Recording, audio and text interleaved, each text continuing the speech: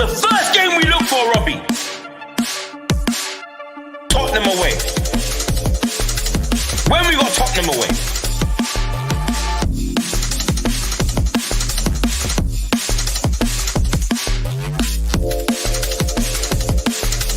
Tottenham away. When we got Tottenham away.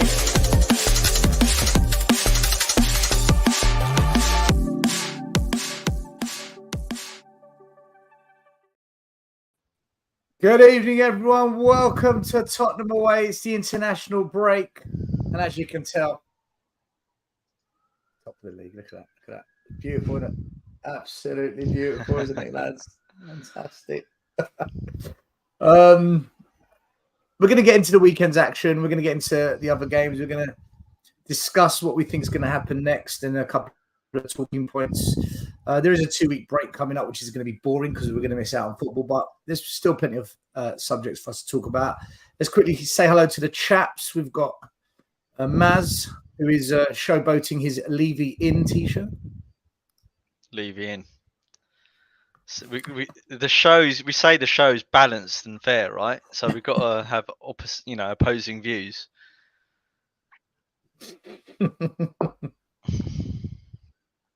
No, I've just gone completely deluded.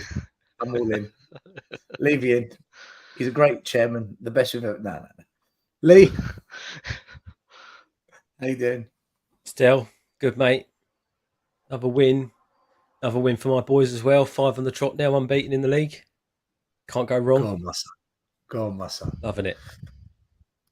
Wins for the boys. Wins for Spurs. JP. Woo-hoo. Late, but never too late. How you doing? You all right? We just started the show. Top of the league, man. I come when I want. Top of the league. All right, guys. Let's quickly big up everyone in the chat. We've got Swifty in the building. Big up. We've got Mazza, Ryan Isaacs, Ryan Maguire from Scotland. We've got Roy. We've got Ant, Adrian. How you doing, my man? He's loving it. William, Luca 14, Tony from Sweden. We've got Jason, Graham's in the building, 3SS Sports, SVR BG, Language Angels. How you doing? Edward in the house. Marcus, our second place friend, as you can see, Marcus. You can see the table there. We've got Mark Cousins in the house. Big up to Baz, CMO, Stelios, you fraud. Thank you very much. We've got Sammy in the house, the world famous Spurs. We've got Sean in the house, Tot Spurs in the house, Jammy Git, Izzy Wizzy, Hi Stel, another Arsenal fan following us closely. We've got Chris Motley, Rob Ayres, Spurs 72 Conrad, and John George Yussel as well. We've got Wee Man's World. How you doing, Wee Man? Full Works in the building as well, last minute jumping in. Big up to all of you people in the chat. Thanks for tuning in. Make sure you smash a like, hit subscribe. Also, big shout out to a Twitter account goes by the name of Sussex Spurs. Big up to you guys. Defending the Tottenham away channel online today. Enough respect to you guys. So big up to Sussex Tottenham. If you don't know, get to know. Follow them on @Sussex Tottenham on, well, it's not Twitter now, it's X. All right, there's all the thank yous. X. Woohoo! Elon Musk. No, don't do that. Summers. Oh, yeah, good point. Big up Dean in the house and Chris and Ron. East London Gooner, who's been giving us so much. This guy has been relentless on our YouTube channel. Like anything I put on our YouTube channel, he's like, he just, no. But cheers for coming along, man. Appreciate the love. Yeah. Appreciate you following London's #1 club. We do appreciate it. So let me remove this virtual background because it's actually beginning to annoy me. That's better. All right, Garrett. All right, guys. Okay, let's get into it. So, we played Luton on the weekend.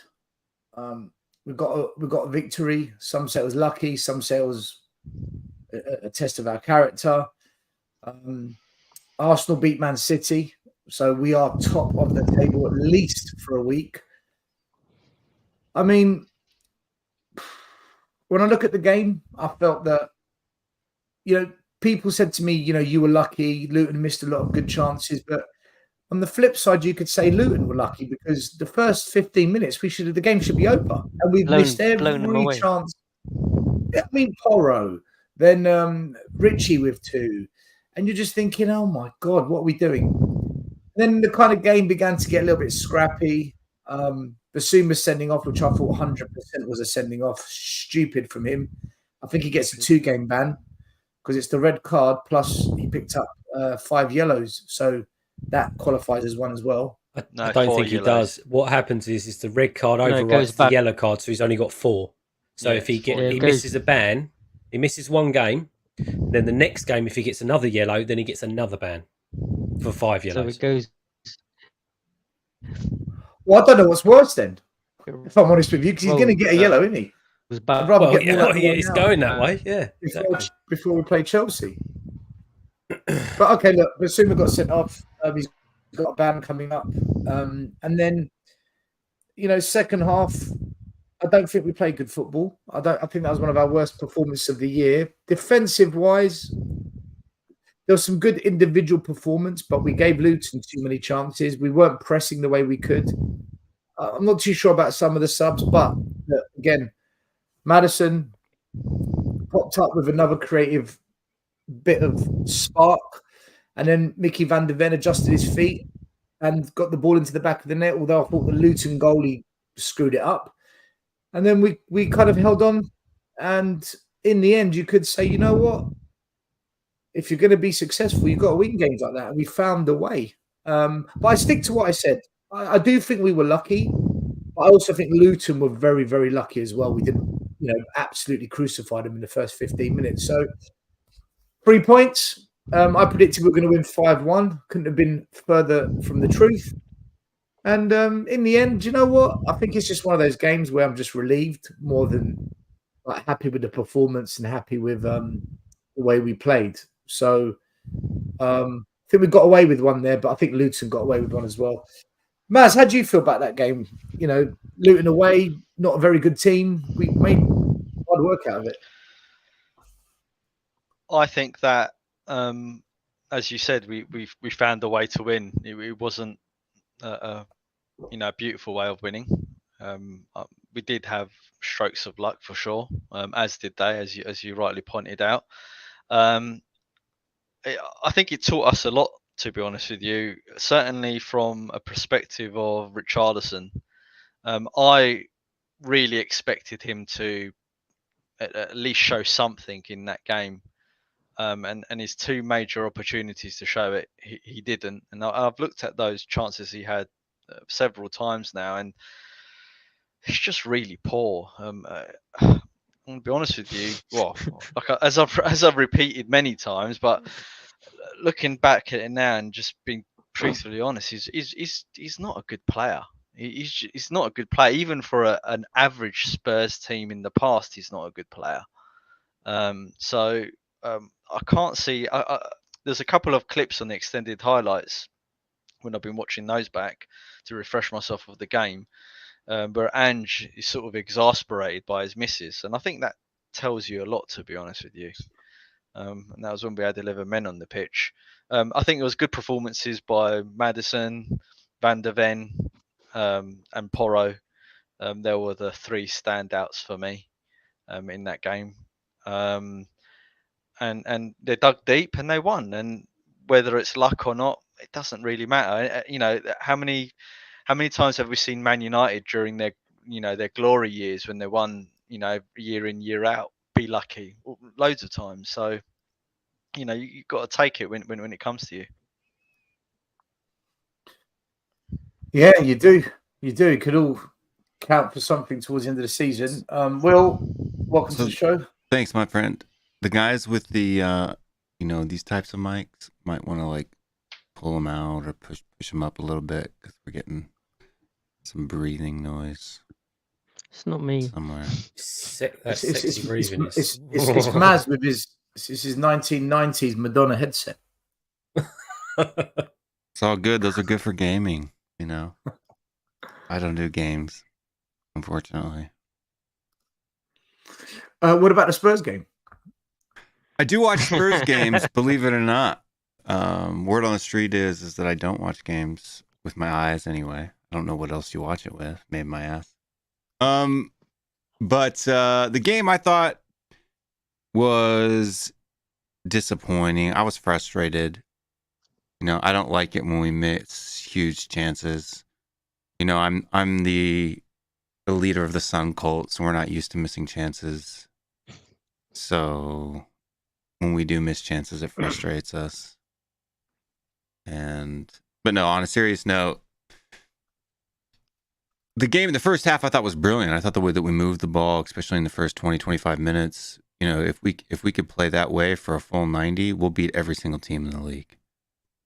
Like if we can hone that and play that way, regardless of the competition, we can win the league. The problem is will we be able to do that, and do we have the depth to continue to do that on a consistent basis? When people drop in and out. Again, I think it was the case of Son and Madison coming off in the second half. At that point, it's just a draw. And every single time they've come off, and every game that they've come off, I've always thought to myself, are we just going for a draw here? like that's the thing that happens. But we're grinding out results. I'm wearing sunglasses today because I spent all day crying because I've been called an idiot and it hurts my feelings. Here we go. But yeah, there's a lot of people out there that are telling us that we're overrated, but yet we keep winning. So I don't know. The thing is, they call us lucky, yet they're winning games with deflected goals and penalties and own goals, and I'm just like, who's lucky? I think there's a lot of luck going on here across a few teams, not just Tottenham. But you're not allowed to say these things. You're not allowed to say these things. But JP, what did you make of the game? Pretty much the same. Obviously, we did the watch along. As like Will said, kind of we started off well. Really should have been at least 2-0 up in the first 10, 15 minutes. And I think it's those frustrations that carry on, because one thing I said before that game started was if we got a goal early, then I thought we'd pummel them.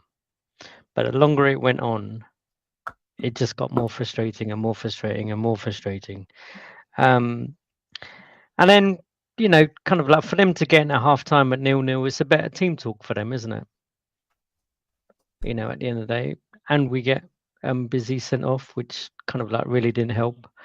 There's lots of factors, I guess. And at the end of the day, to grind out a 1-0 victory, at the end of the day, at the end of the year, wherever we finish in the league, it could be 3 points. That has a major impact, right? No one's going to look back and go, oh, we should have beat him 7-1 or 5-1 or whatever it was. It's 3 points in the bag and we move on. Going into the break. Only if Son falls short of the golden boot by like 2 goals. Then we might look back and be like, dang it. That's the game. But, I mean, it will annihilate them at our place. The pitch will be bigger, be wider. Atmosphere will be different. But that kind of like, besides, I think with Son and Madison, it can only be the fact that they're nursing injuries. And I think he's given them 70 minutes and then whatever he's doing, he's just taking them off, irrespective of kind of like where we are in the game. Because I saw a clip the other day. It was after the Liverpool game, I think, when they took Son off. And he was like looking up to the skies and stuff like that. And someone came over and I don't know if they had an ice pack or whatever, whether it's just something swollen or like a light niggle or light like a knock or strain whatever. in his quad, something like that. But we obviously lose a big threat, when we take him off, and we just don't have anything else at the moment. Brendan Johnson, let's see what happens when he comes back. But it was a frustrating game, kind of like just to wrap up Luton, I guess. But the main point of it is we came out there unbeaten and got the 3 points. Yeah. Yes, we did. Lee, what did you make of it? And also, I've got a question for you, and everyone else can answer it as well. Someone earlier on in the chat said, selling Kane looks like it was the right decision for your club moving forward. I look at those 3 chances at the start of the game and I'm thinking Kane scores at least 2. Imagine how many goals Except he he would have doesn't had play by left now. wing You're right, but or right wing. Porro, but maybe they would have fallen to Kane instead. But they didn't. Son didn't have a single chance all game. But when you look at the last 20 minutes, we were down to 10 men and Kulu's leading the line because Son had to come off. If Kane was on the pitch, maybe he would have had something I don't different. think Son had to come off. I think he's taken him off. Right. I think Son's been coming off the last couple of games because he's not 100%, and said that the last game, didn't he? Son's not 100%. Not this past three games, press conference. This past press conference, he said both him and Matters are 100%. Okay, Kit Lee. But that's getting into the game, isn't it? Lee, you can answer the question, and everyone else can have their say. Like, if Kane was playing against Luton, would we have been better off? I don't think that you can argue that if we had Kane in that team, he'd be putting goals in for fun. So I know it might sound like it's the best decision from a money perspective, and not losing him for nothing, because he'd probably be scoring more than he did last season when he's got someone like Maddison behind him and Son and stuff like that. But has it affected us as much as we thought it would do? I don't think it has. I think we found a different way of playing, different way of scoring goals that's not needed him to be as reliant on one person as we were last season. I think we did the best for the club, and we've got some money in the back pocket that we might not ever see. But to the question, right decision, circumstances was different. Of course, you don't sell Kane. He's one of the best strikers in the world. In relation to the game, I'm of the opinion that game should have been over after 20 minutes. We seem to almost go off the ball a little bit after that, and almost trying to drag them out so that we could, because we know how it goes against like low block sitting back teams, and I think we're trying to get them to come out a little bit just so that we could attack them. But it should have been over. But the one thing that I did do after the sending off, for the first time ever, I didn't panic, and I didn't sort of go, oh God, here we go, we're going to be in the shit here. I still thought, no, we can still get a goal from somewhere. We're still just as good with 10 as were there 11. And then when we snatched the goal, and then when he made his changes, which I think his changes were perfect, what he'd done at the end of it, where he basically sat 5 across the back, because he knew that Luton ain't going through the middle of us. They're going to be coming in from the wings, and they're going to be trying to cross the ball in. And that's why he sort of brought Royale on, and he put Ben Davies out left, and we literally had a 5 across the back just to try and nullify those crosses. And I think he played that really, really well towards the end of it. And those boys, the whole game was, 60% of the game, those boys at the back won us that game. But I still had an inkling that we would nick a goal from somewhere. It just didn't feel like the Spurs of old, where we would go, oh my God, we've gone down to 10 men, we're just going to have to sit back behind the ball and hope for the best. There was still a little bit of something there, a little bit of spark to say, no, naturally, do you know what, we can go and win this game.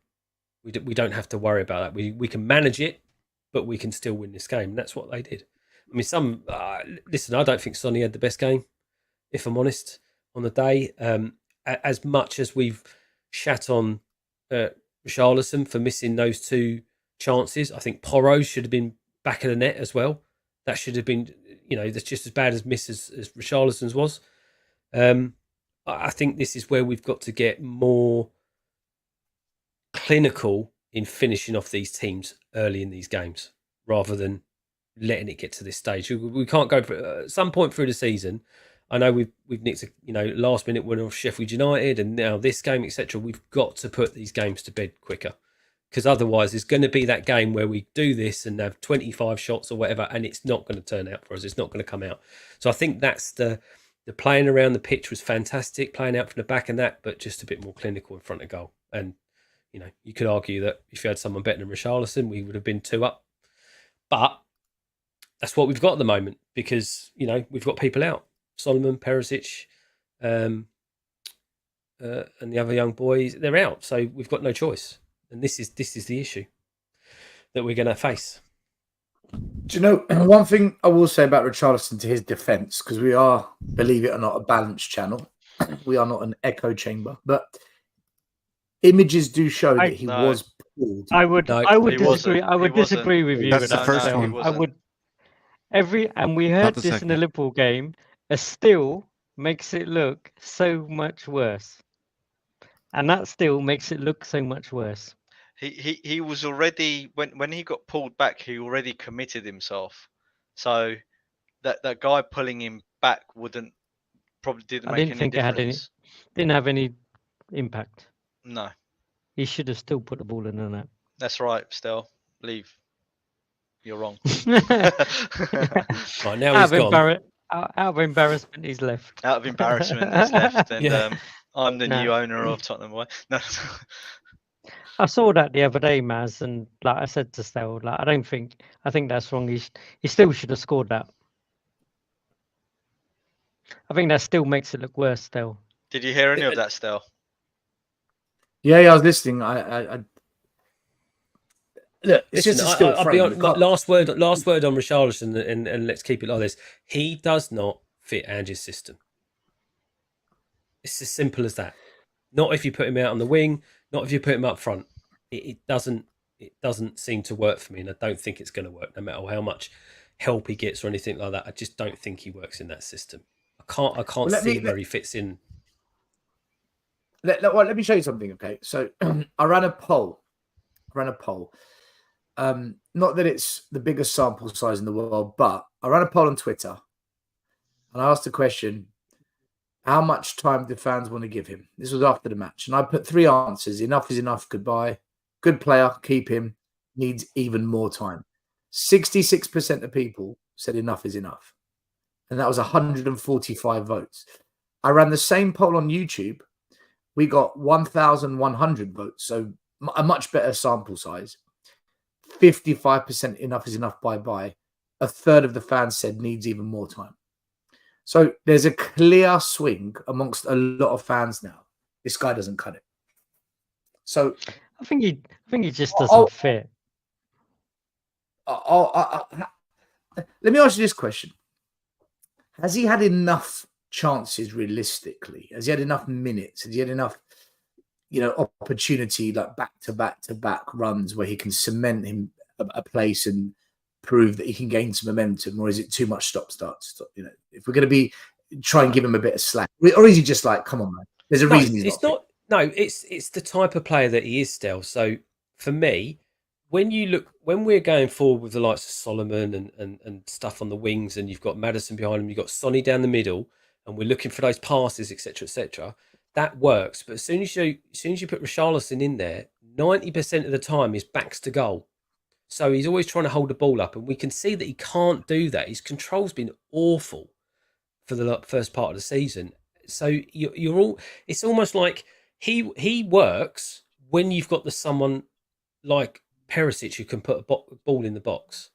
Yeah, if we were playing like that all season, I think he'd probably get more goals, and he'd probably get a lot of headed goals as well. Because I don't claim that he's not bad at that; he's good at that. But if you're trying to play your system, I don't think he works in that system, and I don't think the type of thing that Ange wants those wire players to do, he can do that either.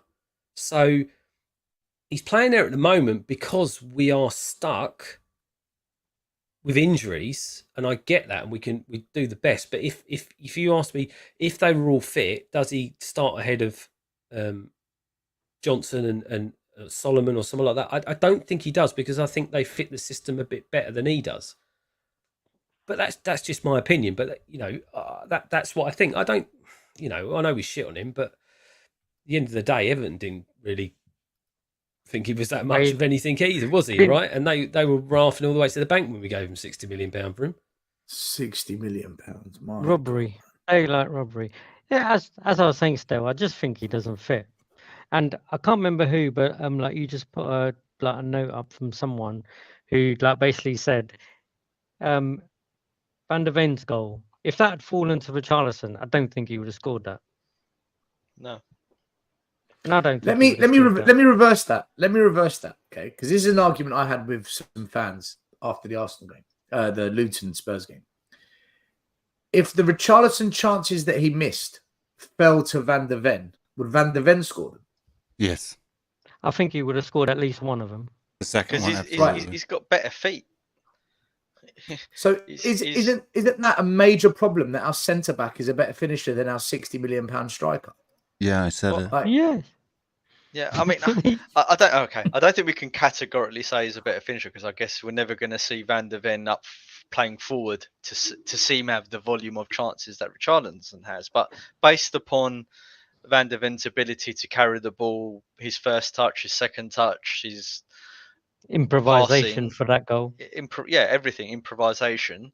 He's a much better player than Richarlison. And I'm going to be honest, I'm not just saying it because I don't like him as a player, but I want him to succeed. I want him to prove me wrong. And every time I see him, he's not showing anything that makes you believe that he's going to turn a corner. And it goes back to your question earlier where you said, is it because of his stop-start, runs of games? That's the problem. And that's really, if I'm honest, it's his fault. Because he's either getting injured or his form doesn't convince the managers that he should be a starter in this team.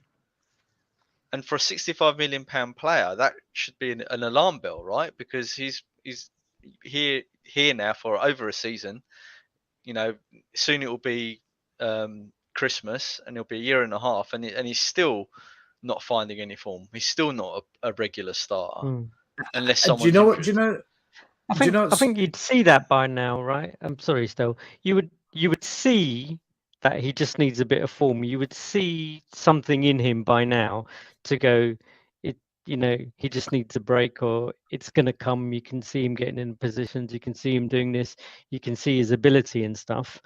I think so far all we've seen from him is just a lot of falling down, a lot of being on the floor, a lot of missing. Well, JP, maybe I see things different to other people, especially people that are just watching the games, right? So Stel will know this. As a coach, when I'm watching the games, I'm not just looking at those chances that he's missed. I'm looking at other aspects of his game as well. Just like when I watch the boys and they're playing, and understanding what they're doing and can and can't do so that we can build on it and train on it, right? To get them better. These guys are Premier League players. So when I watch 45 minutes of the first half and I see what I think two sitters, someone put earlier, you just jump up in the air and hope the ball hits your foot. Well, no, you can still direct the ball back towards the goal. It's not that hard. And the second one, he just didn't seem to put his foot through it at all. But what I also noticed is another 3 or 4 times in that first half where A, he can't control the ball, and B, he made some really bad, really easy passes that just went wayward. And the problem is when you've got a team that the whole point is like 1-2 touch passing in and out, and you've got a player that tries to play a 35-yard ball with no one, absolutely no one between the ball and the player he's trying to kick it to, and he kicks it behind them and it goes out for a throw-in, it's just not good enough for me. These guys are getting paid a lot of money. They shouldn't be making stupid passes like that. And even some of I'm watching, analysing some of the games yesterday. Like I was watching the Man City game, and everyone's praising this Rico Lewis kid. The amount of times I saw him pass the ball to another Man City player where the Man City player had to stop to take the pass, because for me, if you pass the ball in front of the player so they can progress forward, right? That's the whole point of moving forward with the ball. But when you pass the ball either to them or slightly behind them, they've got to stop. It stops the play. And all of a sudden, he's got to go, and then it allows the defenders to come onto you. That's the kind of thing that he does too much for me. Just not as just the shots and the misses and all that kind of stuff, but that as well. His control, his passing, it's just not up to scratch with the type of football we want to play. And if you saw Maddison doing that, he'd get absolutely ripped to shreds. Absolutely ripped to shreds. If he's the one that finds the passes, stuff like that. So that's why I'm more harsh on him than most people, just because his all-round game just doesn't work Yeah, well, I agree. with the way we I think want to push the ball around and 100% stuff. spot on, Lee. 100% spot That's the problem. on. There's nothing that shows you that he's going to turn a corner. That's the problem, isn't it? It's not just missing the chances. It's, as you said, it's everything else about his game. Do you know how you know when a player isn't good enough? Right. It comes back to what this chap Preston is saying. All due respect, I think you're looking out for his mistakes more than what he does well for the team when something goes well. When you can name the amount of good things someone does, that means he hasn't done many because you can remember them all. The pass against Sheffield United for Kulu, the goal against Sheffield United, and the assist against Liverpool. I can remember all the good things he's done because they're so minimal. So what you're saying, Preston, actually proves why Richie isn't good. If I was to say to you, name all the good things Harry Kane did last year, you're lost. You're lost. If I said to you the year Heung-min Son won the Golden Boot, name all the good things, you're lost. Like, you can't remember it all. It's too much. As soon as you say, tell me what Richie's done well, you're like 1, 2, 3. There you go. Does that not prove that he's lacking? Like, you think about the game against Luton, the amount of slide tackles, blocks, last-ditch clearances from Romero and Van der Ven, you lose count. The amount of times they both carried the ball out from the back or made runs down the channels, like you can't remember it all because they're so impactful in the game. Like I thought, Romero and Van der Ven were outstanding against Luton. There's a 1 or 2 moments they let things kind of slip by, but okay, they're not miracle workers. But with Richie, you just need us something good because it's so rare. Do you guys agree, or do you see it differently? No, I agree. I mean, absolutely. from my simple point of view, I would say we paid 66 million to get someone to score goals for us.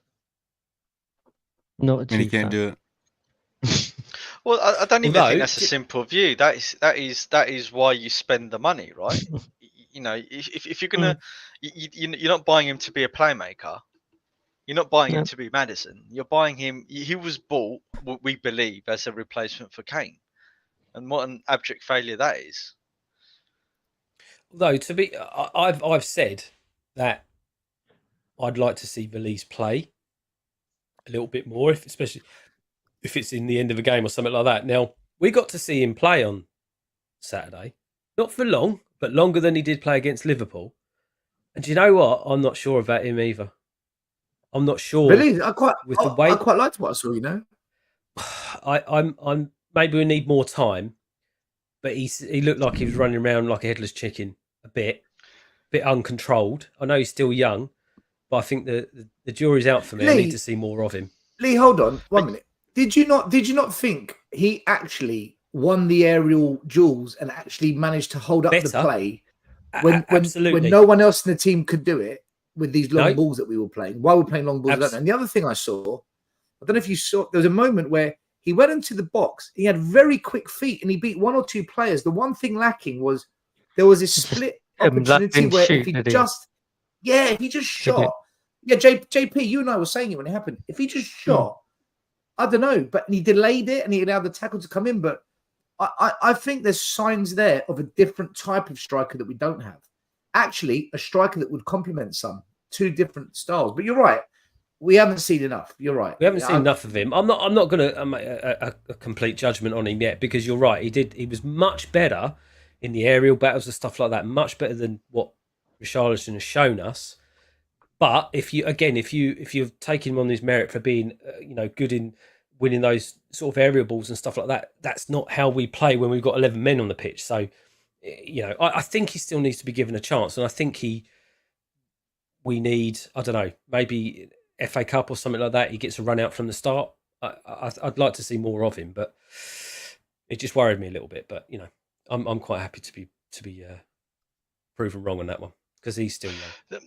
Is it not the case though that you can afford to give Valise time because he's 18 years old, and you can say, right, give him a season or 2 or 3 to develop and see, if Andrew's still here, see how it goes in the team.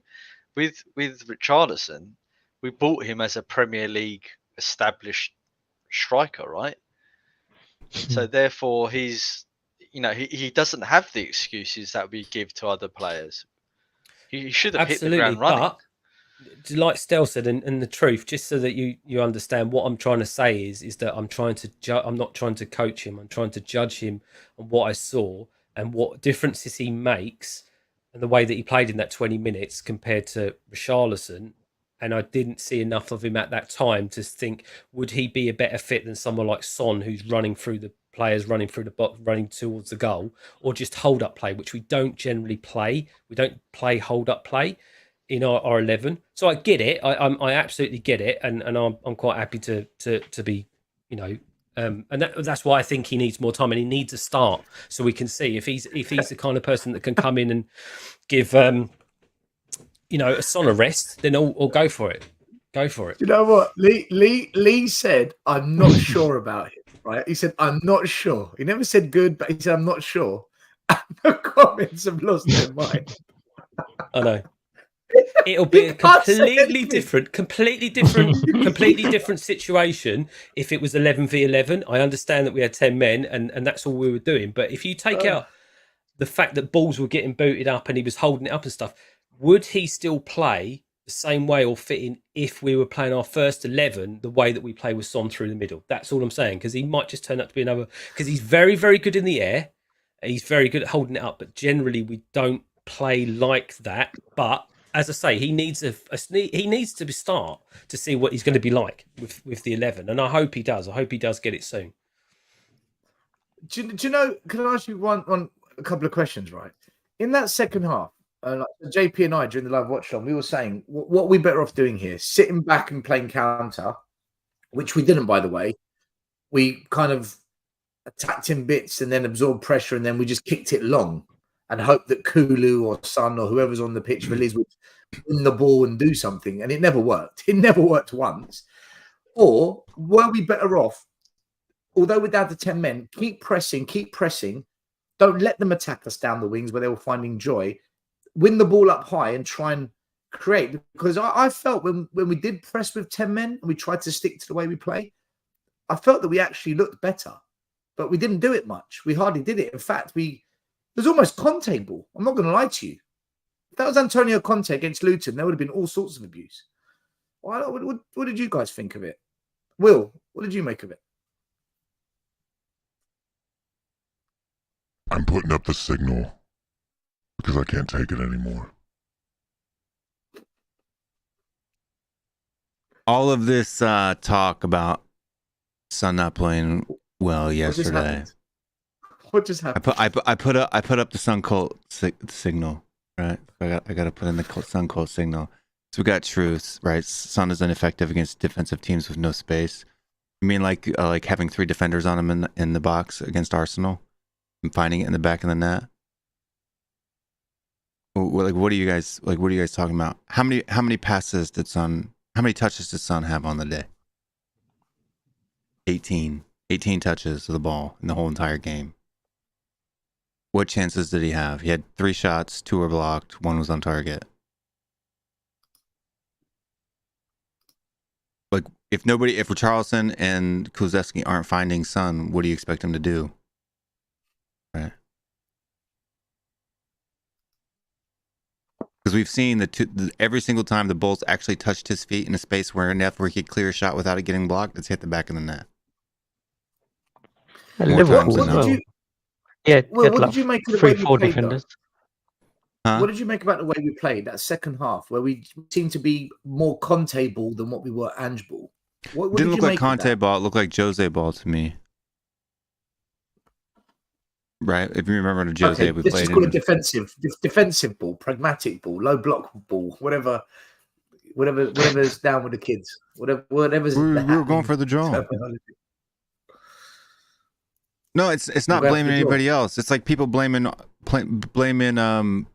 Haaland yesterday. Tell me what Haaland did wrong in that game against Arsenal.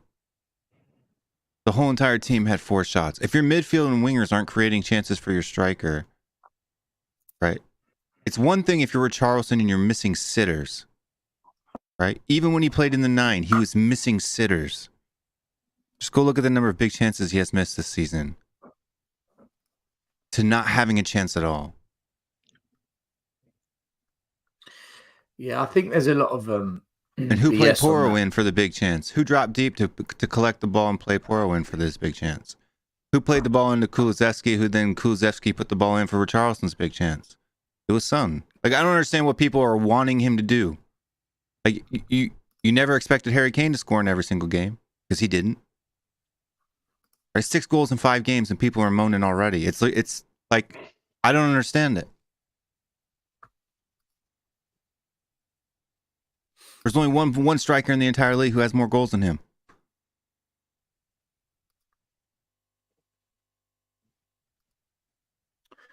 I just Why- think he why do was you a little think- bit why- quiet why- yesterday. But why was he quiet? Why- Was he quiet, or was the team around him quiet? Because you put too much pressure on him, Will. He's seen your tweets. I'll be and honest stuff. with He's- you. I thought Man U. Listen, we'll get on to the Man City game because I do want to talk about it. I do want to talk about that because there's a number of talking points, and Spurs got brought up in them as well, which is so rent free. It's amazing. But look, the stats from the game against Luton. 3 and 6. That's more. Holland hasn't scored. Look, this is what I'm talking about. The truth. He's only scored in 3 games. He's only played striker for 5 games. Okay, let's talk about 5. Hold on. 5. Right, 5. Holland hasn't scored in his last 4 games. Erling Haaland hasn't scored in his last 4 games. Son has scored every other game since he's played in that position. True or false? I don't get the agenda. Listen, But why are we doing that to our players right now? Well, are these Spurs fans in the chat or not? We don't know, right? They could be anyone.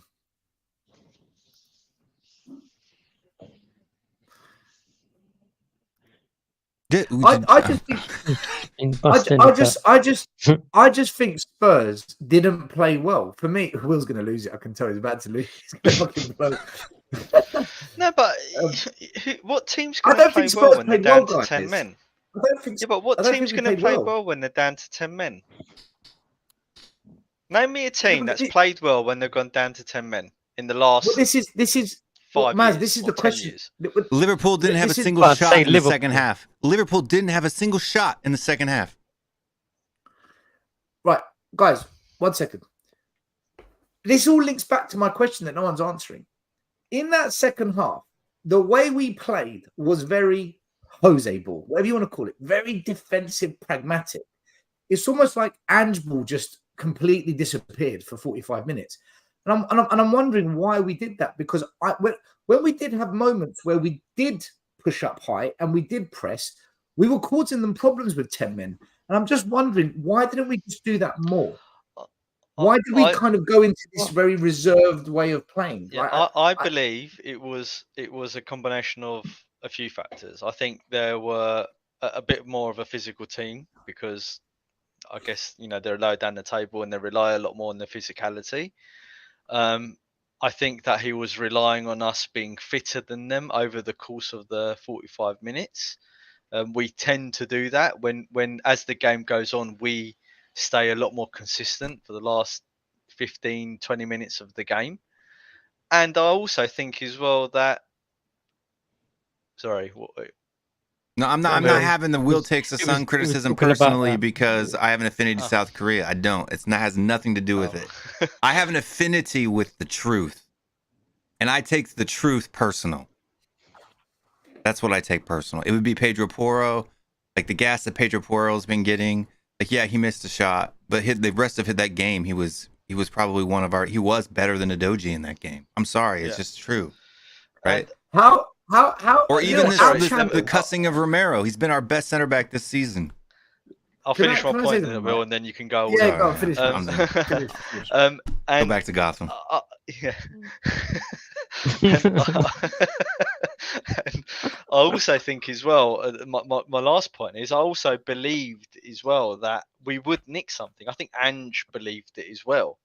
So he was being more pragmatic to not lose the game or attempt to not lose the game on the hope that when we do go forward and we attack, we would nick it. And that's what happened. Well, I thought we could still win the game when we went down to 10 men. Yeah, I mean, I don't know whether you say... If you think... I know you brought on Højbjerg, but I don't think And I think that was also a bit That's of a key because he took Richie Yeah. off and brought Højbjerg on, right? but I'm wondering whether because you thought he brought Ben Davies on, maybe that was going a bit defensive. I think that was tactical. I think he brought Ben Davies on because he knew that now he's missing Basuma. Udogie was only one yellow card away from missing the next game as well. I think he brought him off. I don't think Udogie had a good game. I think he looked a bit slow and he was sort of trotting around the pitch. He looked For most tired. of that second. He did look tired. So I think he brought him off for two reasons. Maybe he was tired and also to stop him missing from the next game from getting a yellow card because he's been getting a few as well, see. So I think that was tactical. I still thought that we could go and win that game even with 10 men, which is what we ended up doing. Once he got the other players on, Chicken Royale, Skippy came on. And even though after Skippy came on, I think there was a few times where Skippy was probably the furthest person up the pitch at one point. I can see there when you're thinking, oh yeah, he's gone really, really defensive. But I think that was just to cut it off with 10 minutes to go, just cut the game off. We've ridden our luck now. We've got the goal. Let's just cut it off. And I can see why he's done that. I wouldn't claim him to be Jose Ball or Mourinho Ball, though. I think that was just looking at the match as it was and saying, what do I need to do to finish this game off? Need to stop the crosses coming in. Let's put 5 at the back.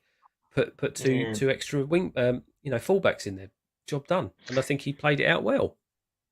I think do you know what, JP? Just one thing I'm going to start off with. Are we starting to get a bit erratic and stuff like that now because we're seeing such good football played, but we cannot win these games apart from Burnley, Sheffield United, Luton. Teams. We're not smacking teams. That's what the expectations are. Expectations are we're going to go in and beat these teams, and we're not. And that's getting frustrating people after 8 games because it frustrated me in the first.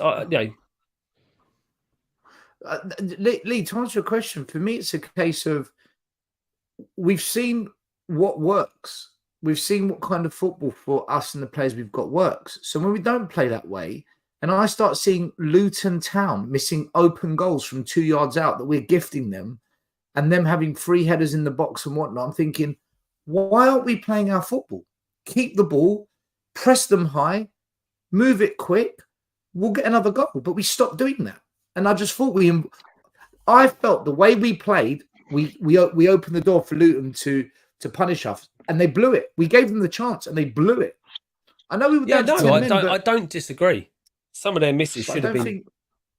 They had chances. I think one thing I'll say is, like, obviously we probably missed someone down that left hand side, and I'm not going back to the whole Richarlison thing, but whatever Richarlison does give us, be it being an extra man or an extra body, if you take Basuma out, take away another body, and then you bring Højbjerg in. Højbjerg, the drop down between, or like the difference between Højbjerg and Basuma is quite a big difference, isn't it?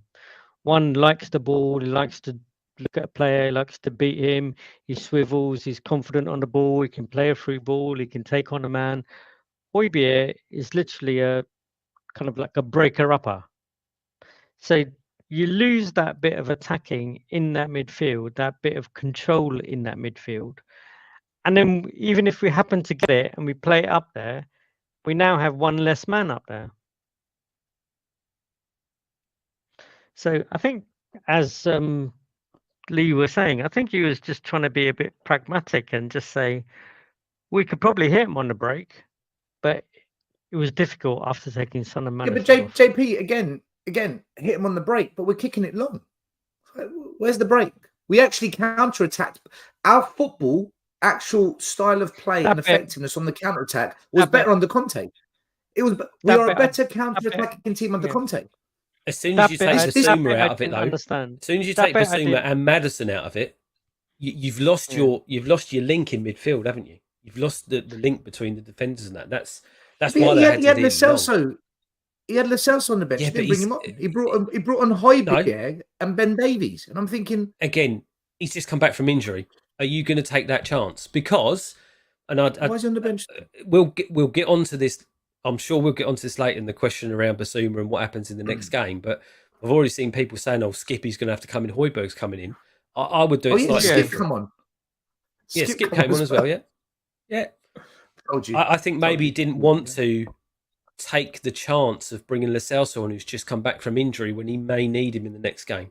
And I'll get to that later, but who knows? But at the end of the day, he did what he did. We came out on top, and we've taken the 1-0 win. Can I just say to people in the comments, because I think you're all having a little bit of a minor meltdown here. I'm not questioning Angie's decision making. I'm not doubting we won. I'm not doubting the fact we're top of the league. I applauded all of it. If any of you follow me on social media, I've been giving hell to Arsenal fans, right? I'm just asking, why did we decide to go into this Jose Mourinho mentality for 45 minutes, punting the ball long, bypassing the midfield and hoping that Kulu, up against three defenders, would win the ball and do something, or Son was just going to win headers against centre-backs taller than him? And I didn't understand the attacking mindset of Spurs in the second half. Once we got that goal, we just went into Mourinho mode or Conte mode, whatever you want to call it. I just don't get it. Listen, we won it. Of course, it worked. We won. Okay, great. But I think we got lucky. I think we got lucky in that second half. Luton deserved the draw in that second half, in my view. But we deserve to be 3-0 up in the first 15. I've said that as well. I can't. Yeah, I'm not denying that. But Luton haven't really scored a lot. I think if we scored 2 goals, JP, I think if we scored 2 goals, if we scored 2 goals in the first 15 minutes, I think we would have absolutely battered them. I reckon it would have been a 6-0 or 4-5. It would have been humiliation, but we didn't. So I don't know, man. You can't speak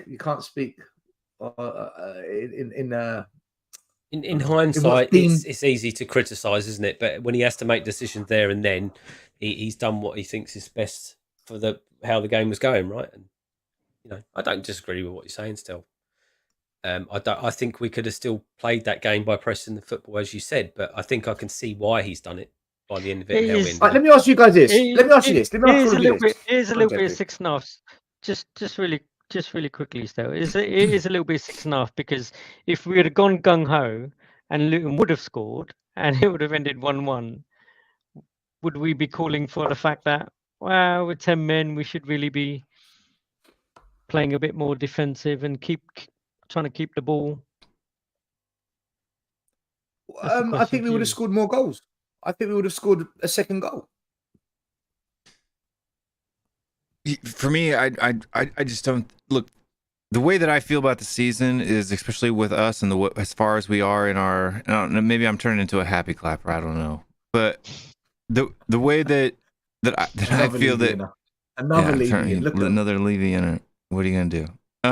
The way that I see us playing right now is, we're only about 50% into this Ange ball. We've only got a grasp on like 50% of it, and we're showing it like 50% of the time, and we're not showing it 50% of the time. And so, if you got a 6-speed transmission, we're in 3rd gear right now. We're going about 35, 45 miles an hour. We haven't even hit 80 yet. And for me, do we really want, with the depth of the squad that we have, to be pounding teams 6-4, 5-0 every single week? Does complacency then not set in, and does the players then start to grab a mentality of we've got this when they don't have the experience to feel that way yet? Like, we've seen this team be cocky, and what happens? Man City's been doing it year after year after year after year after year. There's a difference when you have a difference, but they didn't play that way before they were winning year in, year out. Yeah, when Pep first came, it took him a while to get it going. They weren't blasting teams 4 and 5-0 at first, right? It was certainly 1-0 not after 8 wins games, and 2-0 wins and 2-1 wins. All right, Will.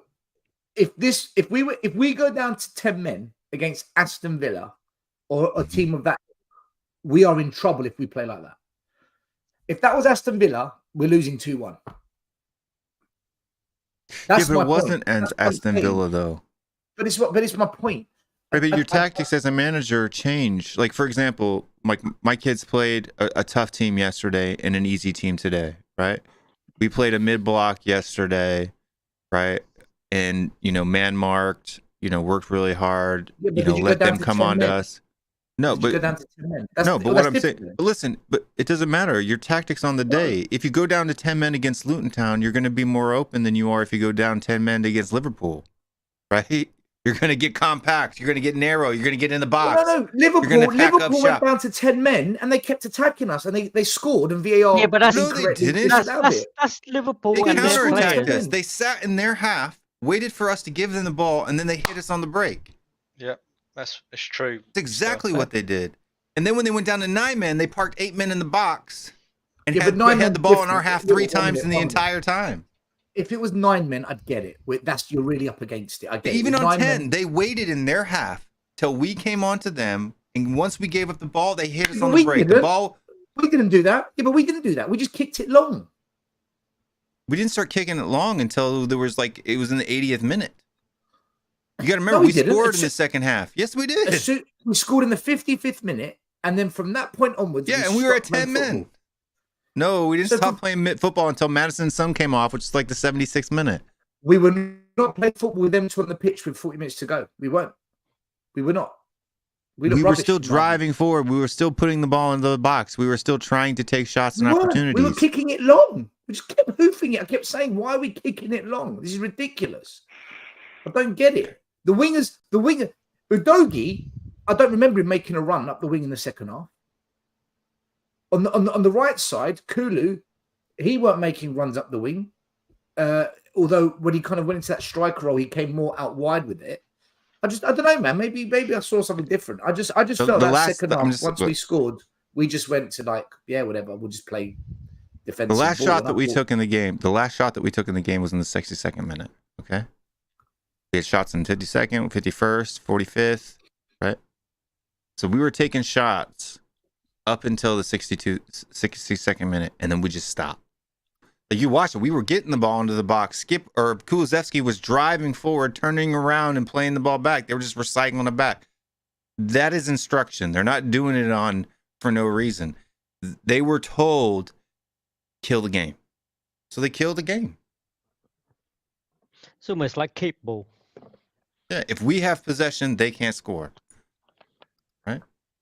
And most of their chances came from the 45th minute to the 62nd minute. Their last shot.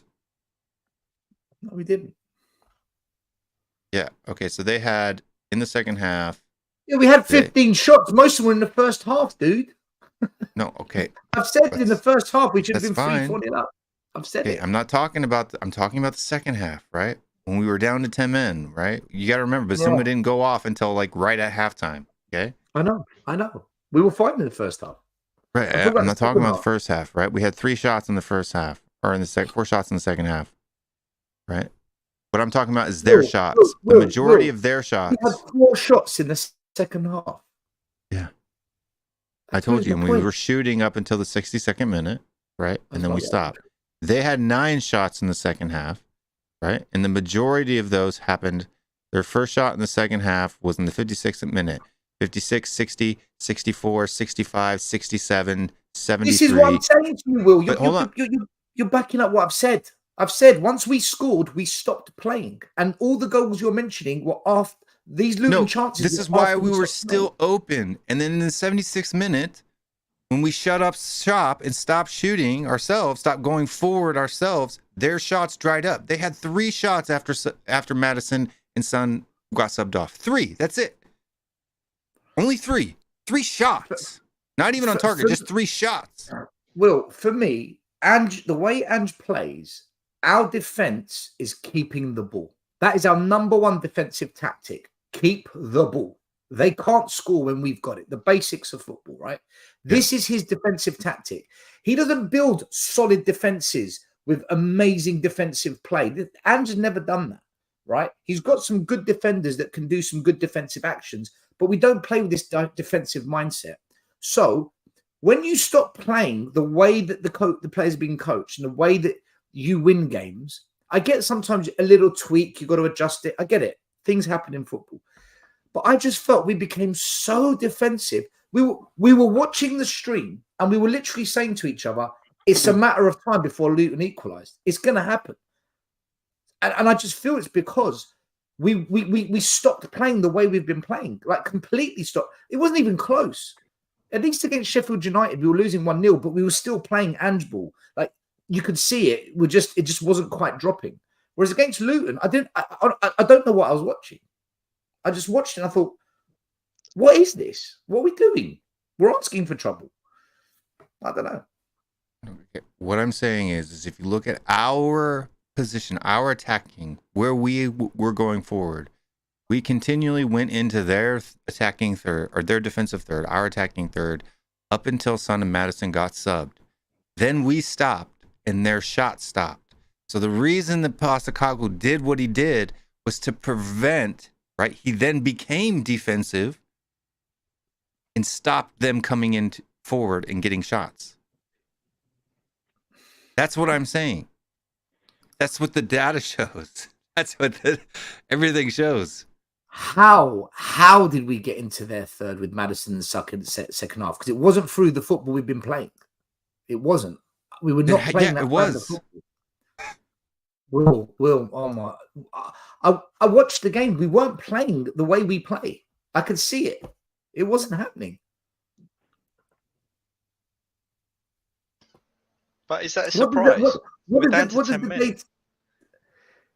Dude, I get that. Were we in their half as much as we were in the first half? No, but we were still pushing forward. We were still trying to score because we hadn't scored yet. And then even after we scored the goal, we continued to put pressure and attack. Listen, right? Up until Son Maddison came off, and then we stopped. Like it died. Half, 0. That second half, all I saw were loads of misplaces from Pape Sarr in midfield. I saw the defenders whacking it out, not passing it out. I saw us trying to play it out from the wing-back areas where we create the overloads, and it was all going wrong.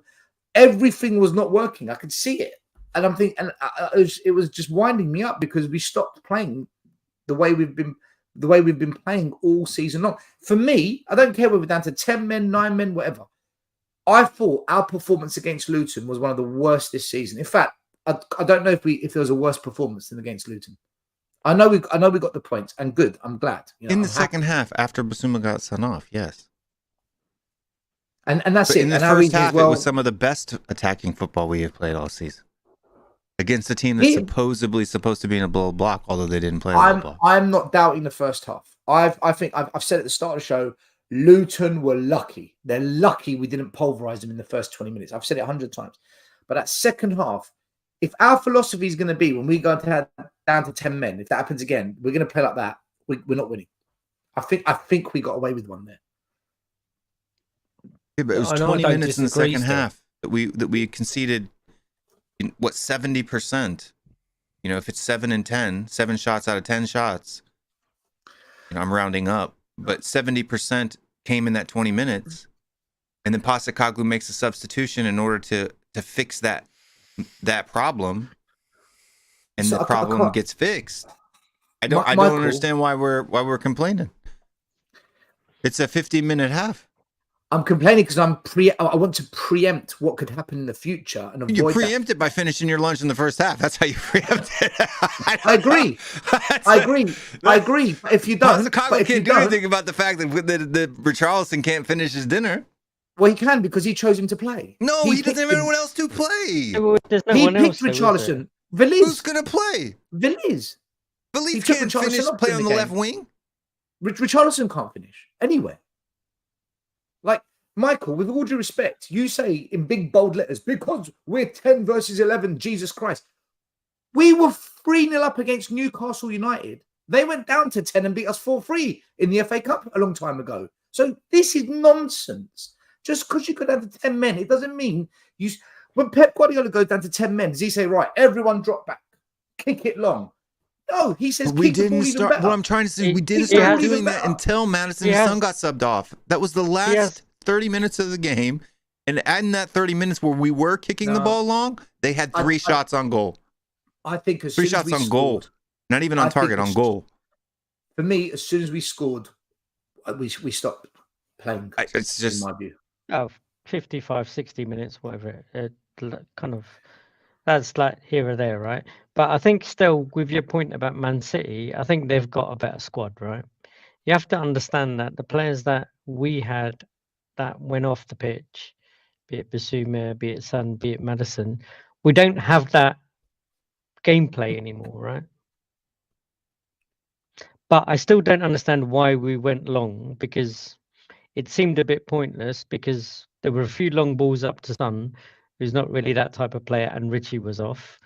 Then when Kulu was playing by himself, there were long balls up to Kulu just for him to hold it up. That bit is strange because they should have just played it out, but it is what it is.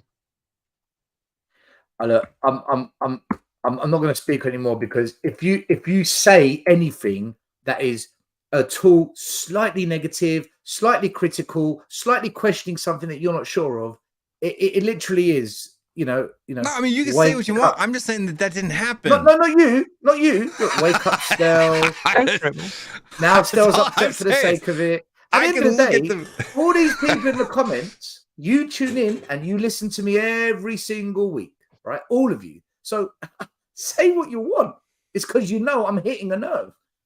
It's what's happening here is a bit like if any Spurs fan dares come out and says, we are not winning the league, this is ridiculous, God help you with the response. We're not winning the league. But JP, if you go out there and do a show on it, I guarantee you the crucifixion in the comments will be mental. You don't know that. Anything's possible. What about Leicester? So I'm just being a bit critical because I'm not a happy clapper. And I don't just kiss ass. I'm not saying Will's kissing ass, by the way. I'm not just going to buy into something just because we won the game. I don't think we were lucky against Sheffield United, by the way. I thought against Sheffield United, it was coming. It was coming. And the guy that sits next to me, I said, don't worry. We're going to get something from this game.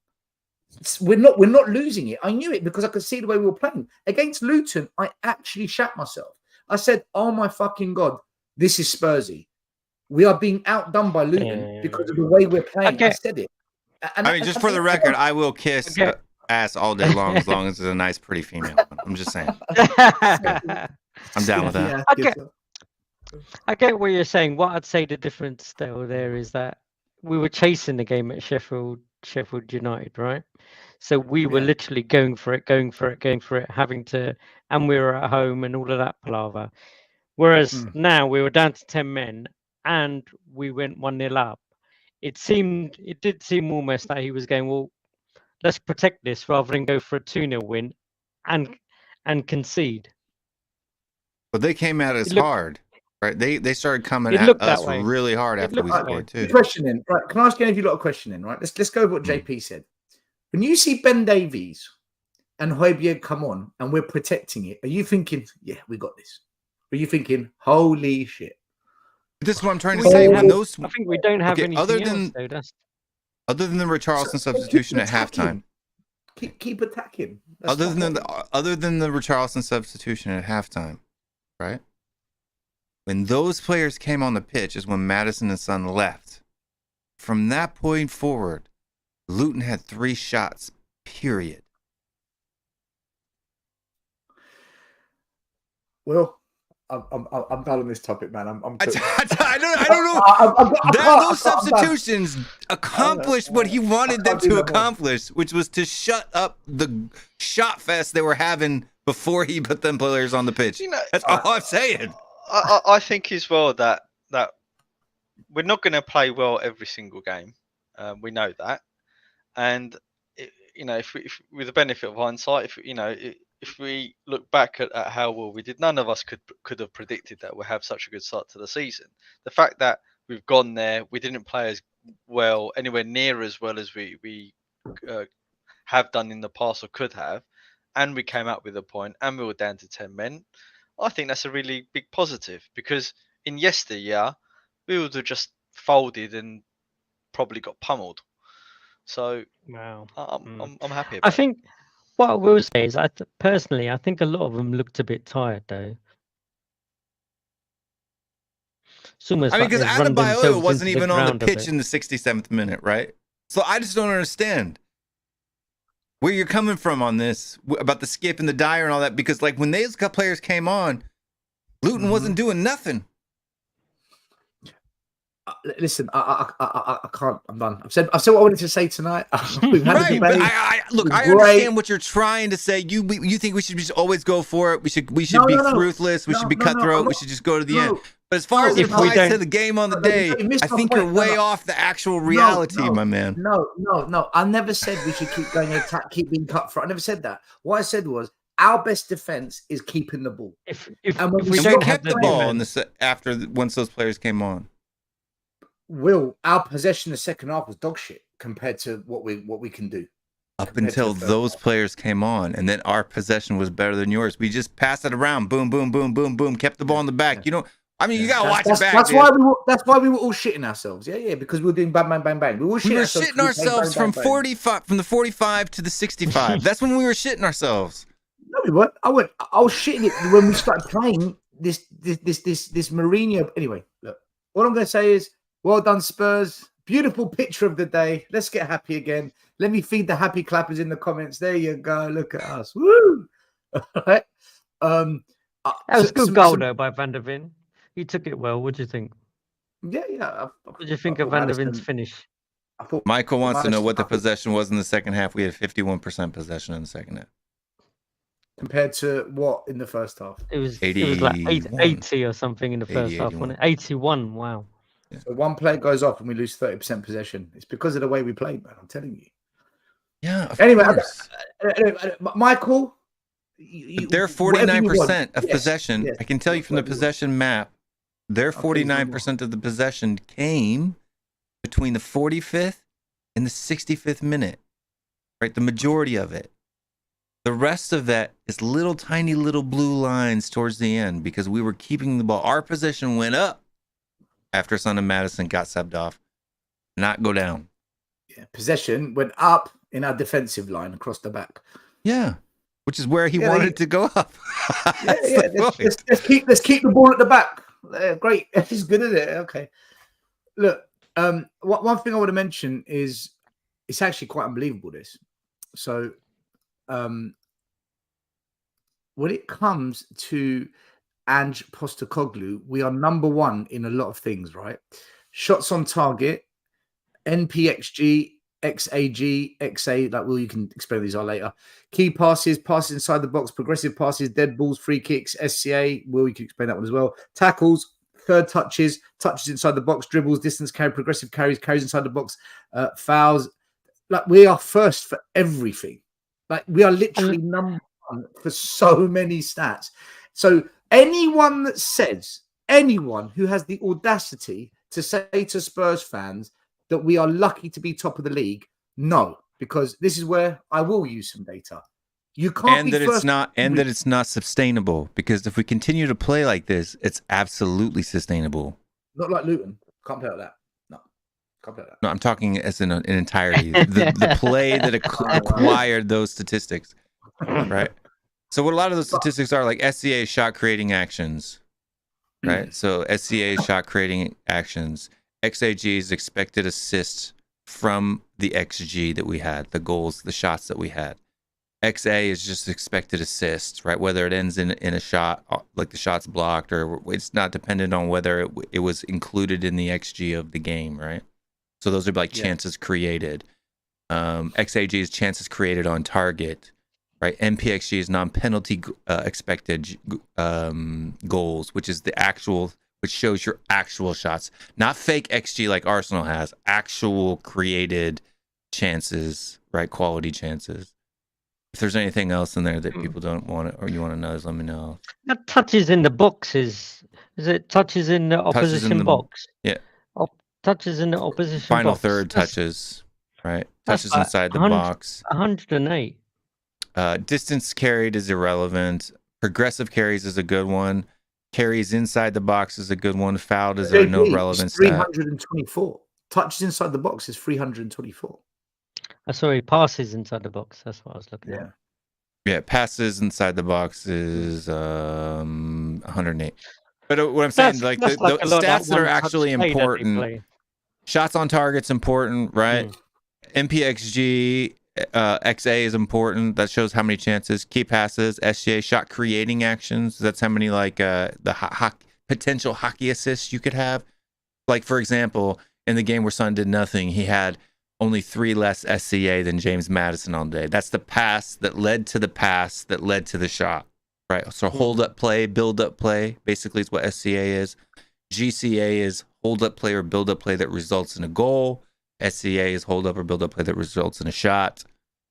Madison had 7, Son had 4. They were the 2 highest on the day for the team. Right, things like that. By the way, thank you to the But I don't do stats anymore. I'm retired.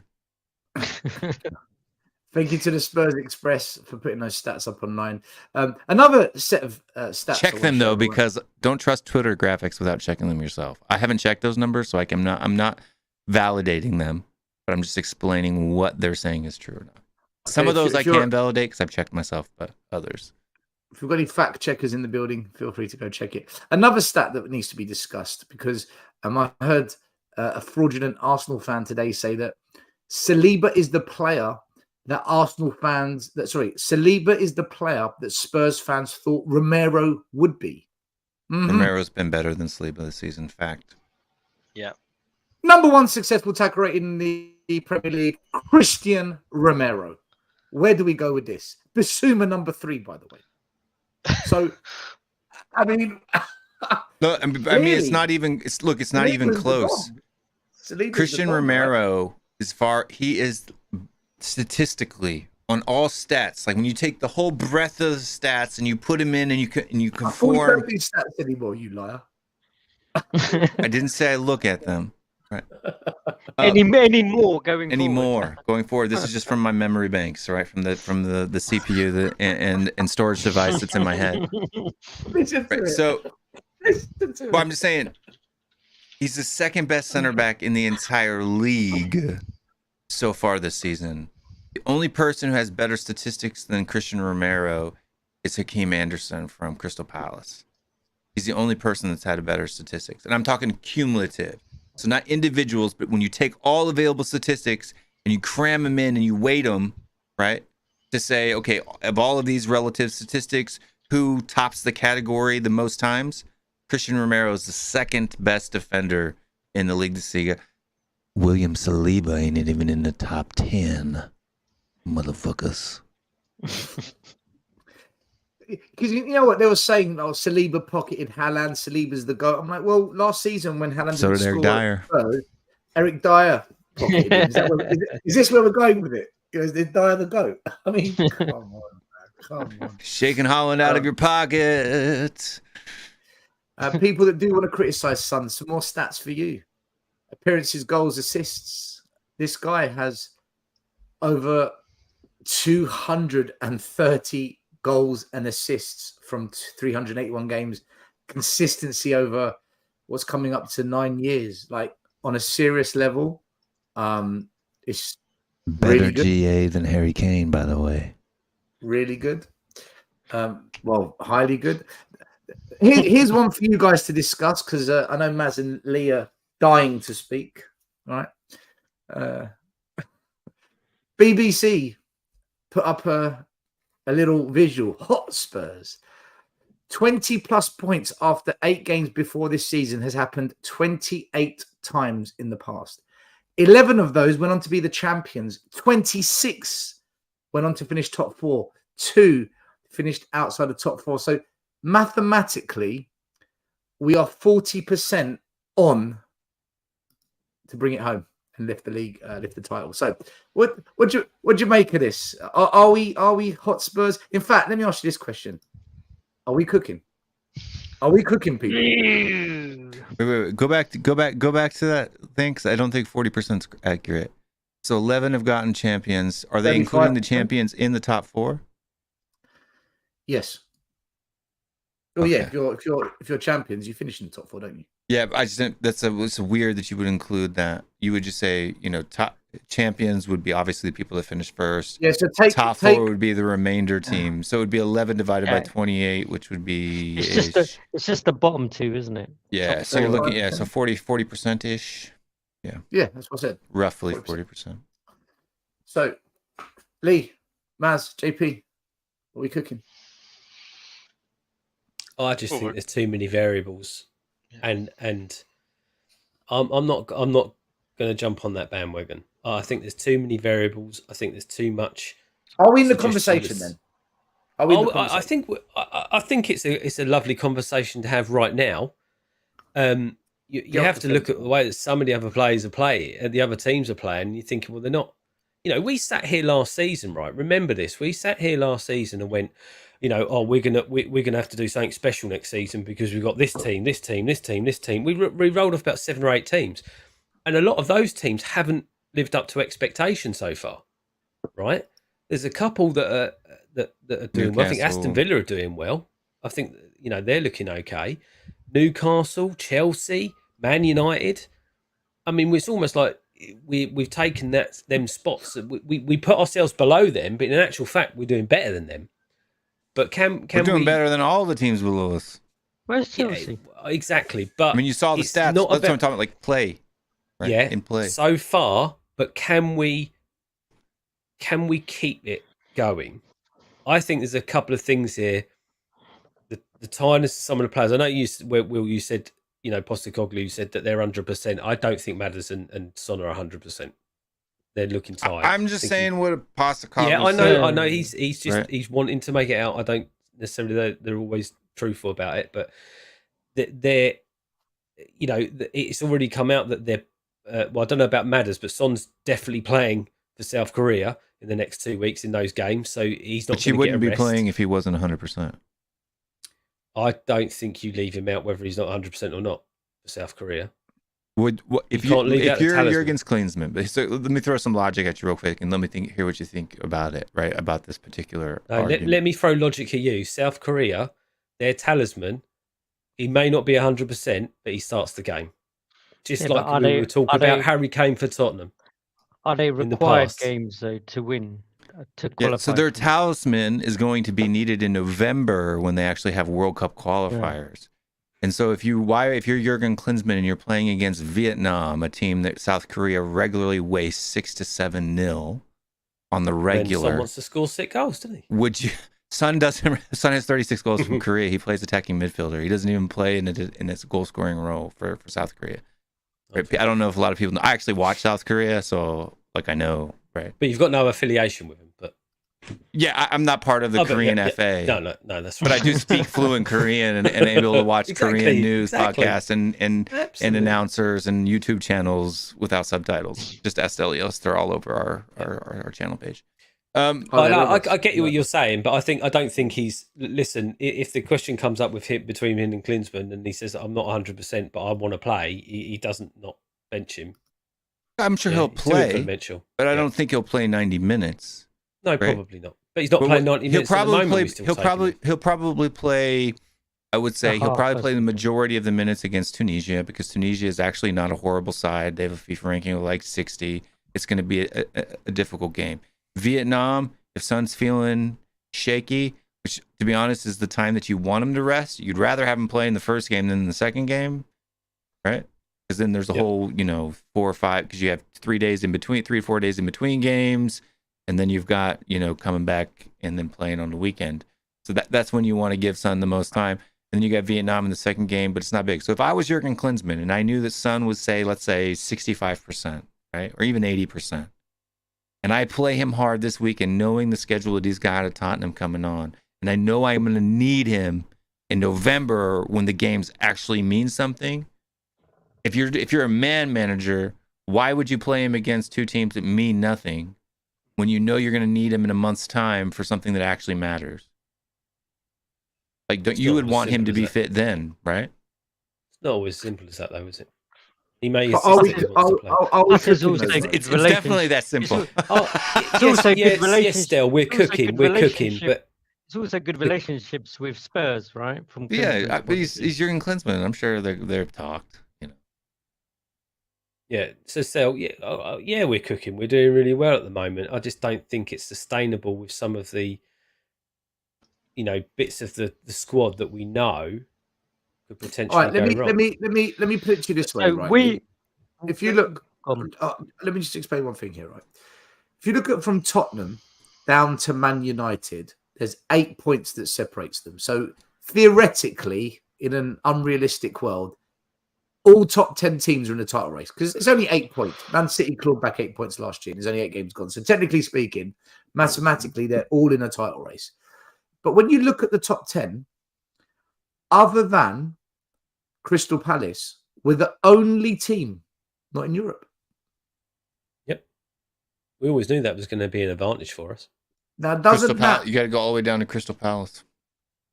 Just for the record, I don't think Spurs are going to win the league, right? I'll put it there. I'll tell you now. But for those that want to believe, and those that want to just maybe think that a Leicester City is possible for Tottenham, the fact we're not in Europe means we don't have to rotate.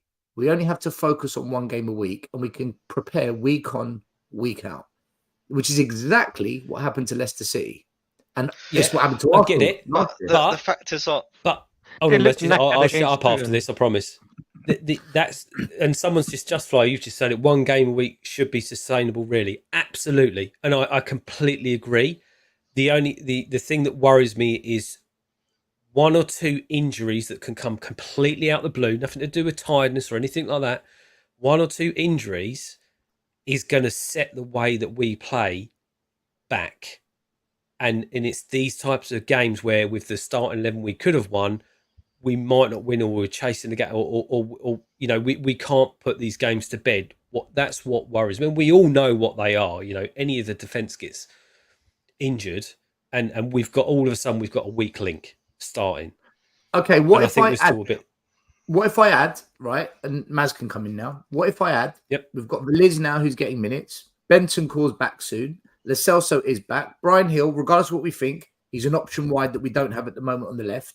And we do have that Phillips kid that we bought. Right, these are a lot of unproven variables, and Johnson's coming back. We've got Johnson as well, who's a bit more proven. So, is it as bad as we think, Matt? Is it as bad? You can't make an assessment on unproven variables, right? Because then it's just a guess. And I would say that Benton Core coming back, whilst he was our best player until he got injured, we just don't know how quickly he's going to find form again. And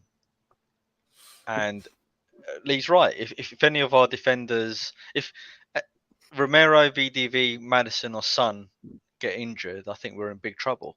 I think we will do well this season. I'm hopeful that we'll do well this season. But I think winning the league, I do think is a step too far for us. And I don't want to get drawn in to the hype. It is only 8 games. A lot can still happen.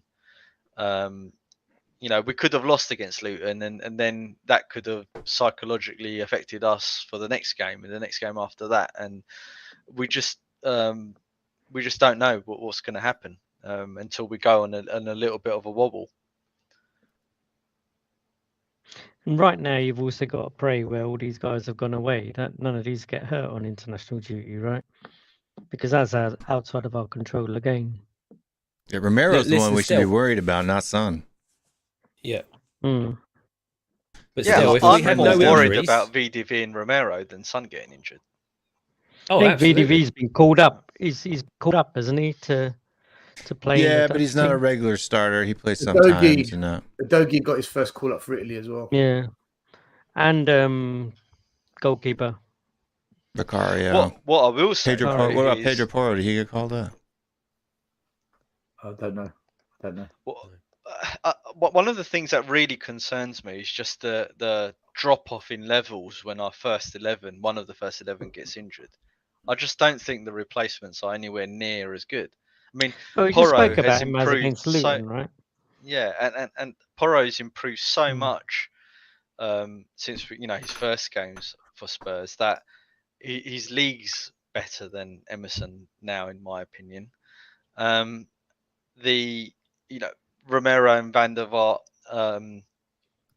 who wants to see Eric Dyer and Davies back in the defence? I'd rather obviously give Phillips and Dorrington a go if that's the case. Udogie, again, his backup is Sessegnon and Davies, and again, I don't really fancy seeing those guys play again for Spurs. we go through the midfield, apart from Bentancur, I mean, I had really high hopes for Lo Celso this season. I really thought he was going to come good for us. I really believed it. But he's always injured. And he'll come back, and if he does do well, he'll just get injured again. So our first 11 is crucial for us doing anything this season. I think he's going to get an opportunity now, right, Maz? Like Gio, in terms of him being back, and hopefully him and Maddison can get a bit of a rest with him getting eased in. I can see him starting instead of where like Basuma's out for the next couple of games. So we'll see. And then the fact that hopefully he didn't get bloody called up for international duty, because he's going to come back injured. Well, he always does get called up regardless of what he's doing. That's the worrying thing. He always gets called up. Lo Celso is a player, I think, that actually needs game time and consistency more so than Richarlison does. There is a player there, but I don't know if we'll ever see it at Spurs with Lo Celso. Maybe it's just too late now. I would rather play if he's fit. I'd rather, if it's the choice between him, Brian Hill, or Richarlison playing on the left wing, I'd rather have Lo Celso play left wing. Yeah, all day long. I mean, because Lo Celso finishes at least one of those two chances Richarlison had. Finds Son far more often. Do I get what I really want to see is Bentancur, Maddison, and Basuma. Now that is some midfield. That's the best midfield in the league. Yeah, that's the best midfield in the league. I don't care what anyone hopefully. says. I don't care what anyone says. Name a better midfield. It's to answer your question, Stel. It all comes down to, can we keep our first 11 fit? That is, I think it's as simple as that. We say this every week. Every week. Well, it's true though. It's a running theme, isn't it? It's all we've got. It's all we've got until the window opens again, isn't it? In fairness, I'm laughing because we're like broken records. But the funny thing is Arsenal fans, they're like, oh well, we've got 3 injuries to Saka, and they've had 4 years to build a squad. Maz, they're deluded. They beat Man City with a deflected goal in one of the worst games of football you've seen, and look at them. We can win the league. Now let's win the league. They've done it again. They never learn. They did the same thing this time last year. They lifted the Premier League in October, celebrating like they won the Super Bowl at the Emirates because of a deflected Martinelli. That had a 0-0 stinker written all over it. What? Pep was bollocks. Arteta, what was that? Wow. And they get one deflected goal. That's it. We were going to win the league. We've broken the voodoo. Oh, my God. That was one of the boringest games I've seen this season. Rubbish game of football. I wasn't impressed. Was anyone impressed by that game? Did anyone think? I was trying to watch it. I was trying. I turned over and watched the Grand Prix. I'll tell you who talk about us winning winning the league or not? Or are we just going to skip over the happy clapper? No. We can listen. We can drink. I thought Guardiola for Man City looked really good. Actually, I thought he looked. But that Man City midfield looked pretty average to me. Didn't do much up front. They couldn't get the ball to them. If they turn up to our ground playing like that, we'll smash them. Yeah. They'll have Rodri though. That's the only problem. I have Rodri back. Yeah, I mean, their game midweek against Leipzig didn't look like that, right? But on us winning the league, because you guys skipped over me, I didn't get to have a talk about it. I didn't give you my opinions. Go on, Will, all right? Jeez. You just look at your stats. You guys just don't want to hear. You just don't want to hear. Actual, logic. Listen, what's the word on the street? We don't want to hear no Levy loving. What's the word on the streets of Gotham City? The word of the streets on Gotham City is that before Ange Postecoglou came to Celtic, the year before that, they finished 25 points off of Rangers, and in his first season, he not only made up that 25-point gap, but he exceeded it by an additional 10. And Celtic started off in the season, and they were like barely in third at the time. So It's not beyond the realm of possibility for Post-Kane to shorten 25-point gaps. Does that mean that we win the league? No, but it definitely puts us as being a contender for it. And if the fact that if you look at the numbers and what we're playing and how we're playing, we are playing better football than every other team in the league right now. And if that continues, is a different argument than are we contenders now? Yes, we're contenders now. Whether we continue to be contenders depends on variables that are outside of our control, nor are we able to predict them. Injuries, who we signed in the January transfer window, et cetera, et cetera, et cetera.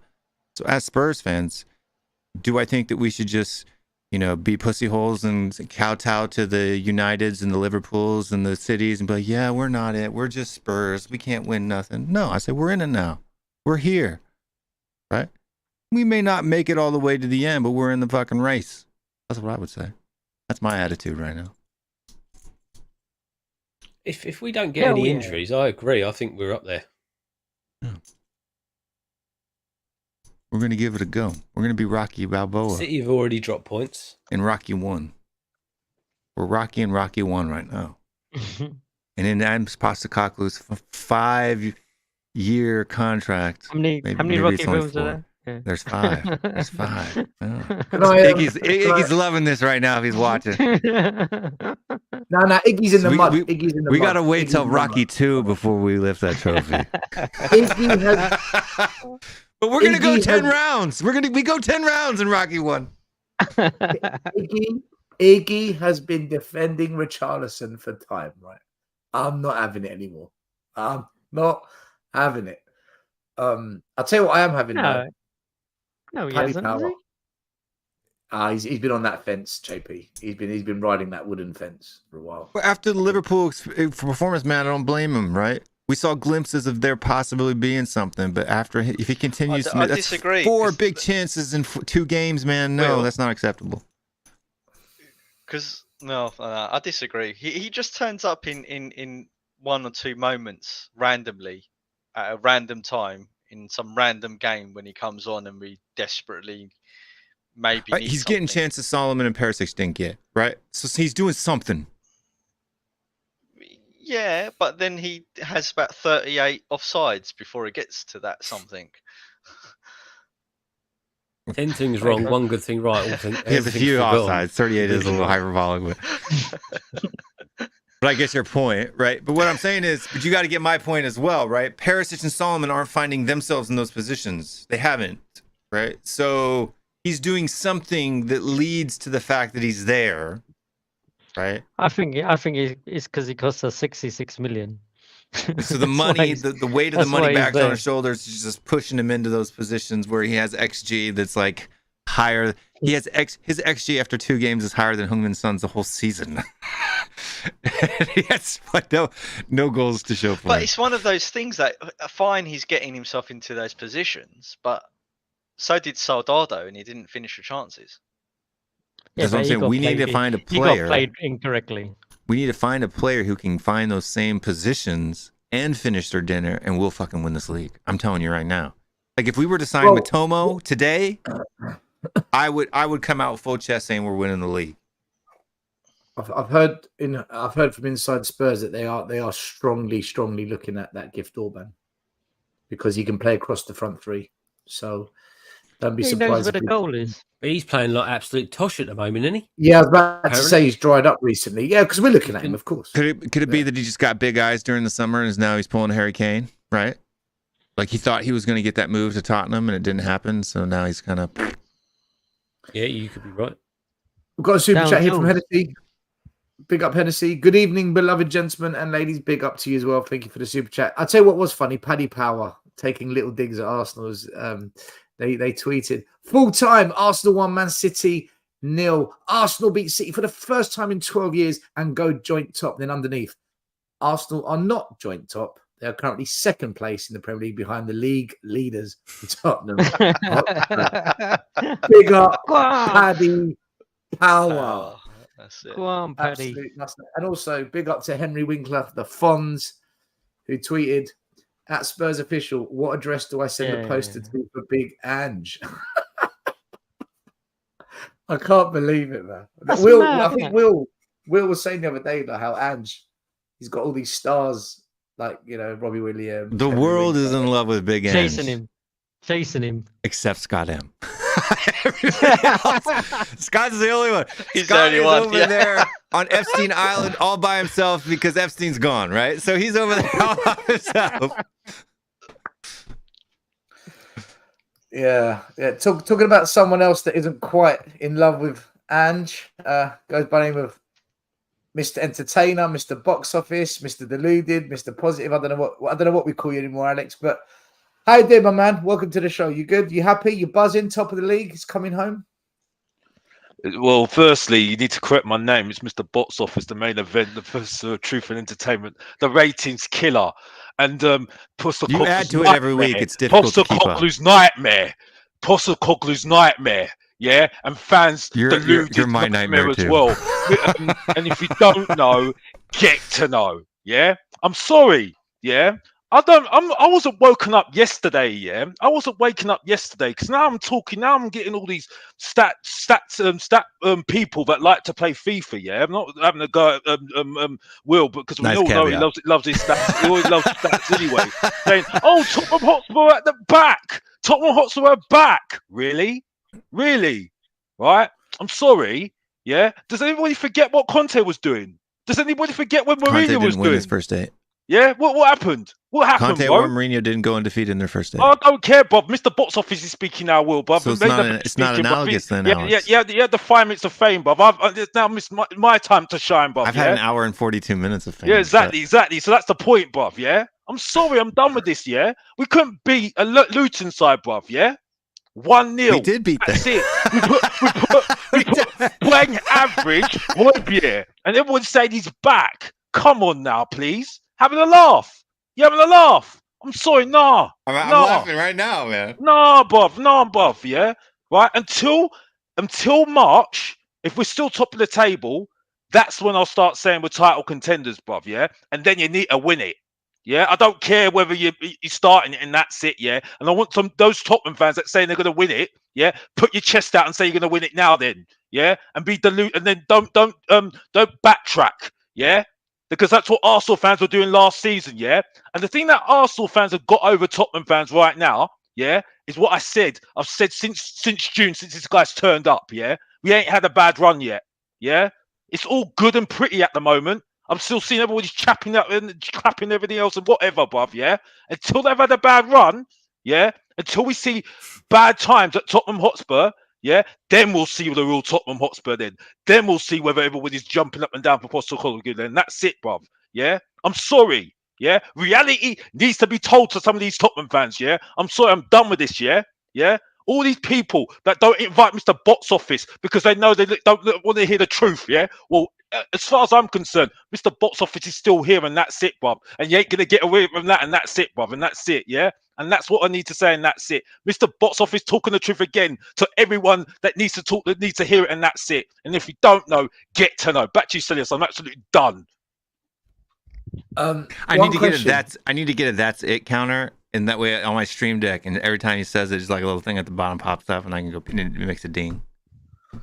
Alex, I want to ask you one question on what you just said. Right, you said that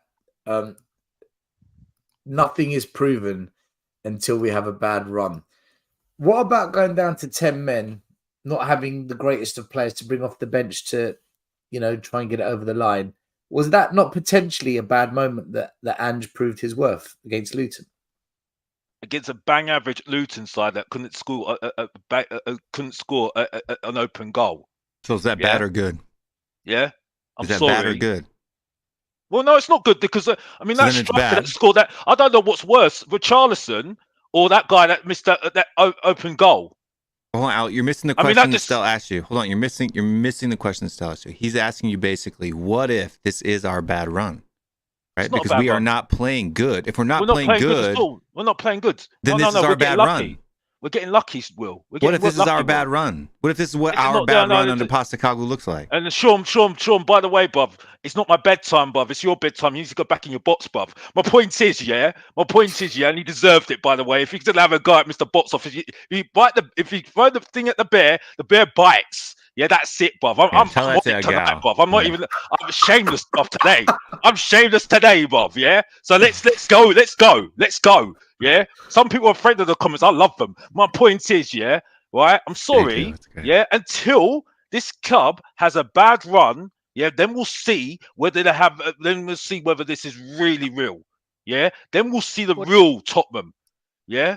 Because I'm sorry, the only reason why we are looking good at the moment, is because Postecoglou's got personality and that's it. Yeah, and he's playing good football. Other than that, what can you really go on right now? What can you really go on right now? Yeah. What? What do you classify as a bad run? How many losses? What if we don't lose? Well, what if we have injuries? What if we don't lose? Well, yeah, but what about injuries, bruv? Okay, what if we have injuries and we don't lose? Well, we'll see what happens. We'll see in March. So how do you identify if losses is the only metric by you that which you see a bad run by? What if we're playing Manchester City and we're going toe to toe with them and we end up losing 3-2? Is that a bad run? What do you mean by that? We're playing a full strength. We're not playing a battered weekend City like Arsenal did. We're playing a full strength. Rodri, KDB, right? And we're playing them. We're going toe to toe, right? Possessions 50-50. The scoreline's 3-2. We lose to City. Is that a bad run? No, it's not a bad run. No. Okay, so then a loss isn't a qualifier for what is a bad run. If you're talking about performances on the day, or have our performance currently been good, or have we take Liverpool, Luton? What was the game before Liverpool? Sheffield United, or was it Arsenal? I can't remember. Arsenal. So Arsenal, I could say, is a good performance. So if Liverpool isn't good, Luton Town isn't good, and let's say Fulham, we struggle, right? When do you say that this is our bad run under Postecoglou? Because you don't know what a bad run under Postecoglou looks like. When he loses, or when he doesn't win in how many games? That's when we'll start to see whether this is real. But what if that never happens? What if we only lose 2 games all season? We have to wait and see, Will. But we all know when the chickens come home to roost with this club. Yeah?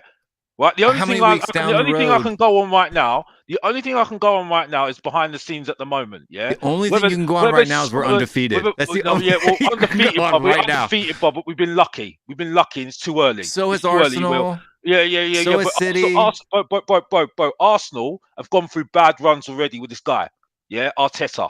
Yeah. Regardless whether you want to like it or not, right? They've backed Arteta through his bad spell. Yeah? Man United are going through their bad spell at the moment with Ten Hag at the moment. Yeah? This guy's only just started. I'm sorry. Yeah, I'm sorry. Yeah, it's about long term. Yeah? Alex, if can I ask you a question then? Goes on and wins the league at Tottenham Hotspur, okay, we'll give him his due. All day long, I'm celebrating every single time, but the bad one will come every single time because look at Leicester City. Do you know the history of Postecoglou? Do you know what his bad spells look like? You know what his hockey graph is like? I don't know. By the way, just to correct somebody in the comments, I do like Australians. So don't start with that. I love kangaroos. Don't start with that. Yeah. Just to correct somebody trying and play that game with me. Don't play that game with me all day long. Yeah. Let's go, Michael, in the comments. Postecoglou normally starts slow, and when he gets to a new club, and peaks. Like his normal progression as far as his club performances are like this, right? Japan, Australia, Japan, Scotland, right? That's what his graphs are like. Okay, right now we're running like this. So if the normal progression for him is rough, this is our rough patch. It only gets better from here if history repeats itself.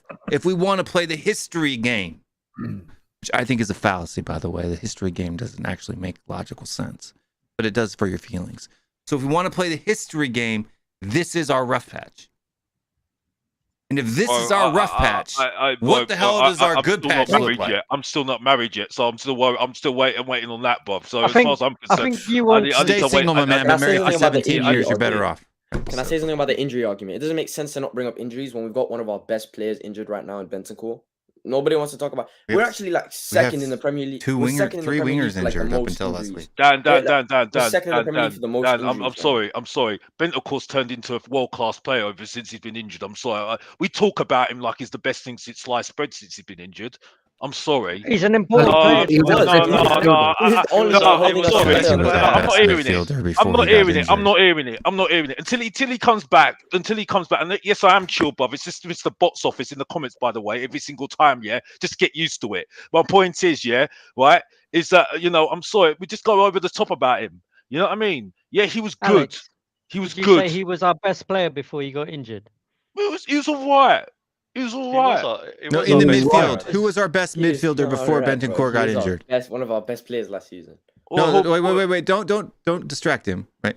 Who was our best midfielder before Bentancur stepped got up. injured? He stepped No, up. that wasn't my question. I said, who was our best midfielder before I gave you Bentancur the got answer. injured? I gave you the answer, Bentancur, yes. Okay. But- That's all we needed to know. But- So if our best but- no, midfielder comes back, Well, and he's still- you're not proving anything because you asked me to answer a question. You gave me a question. I answered it direct to you, so it doesn't prove in anything.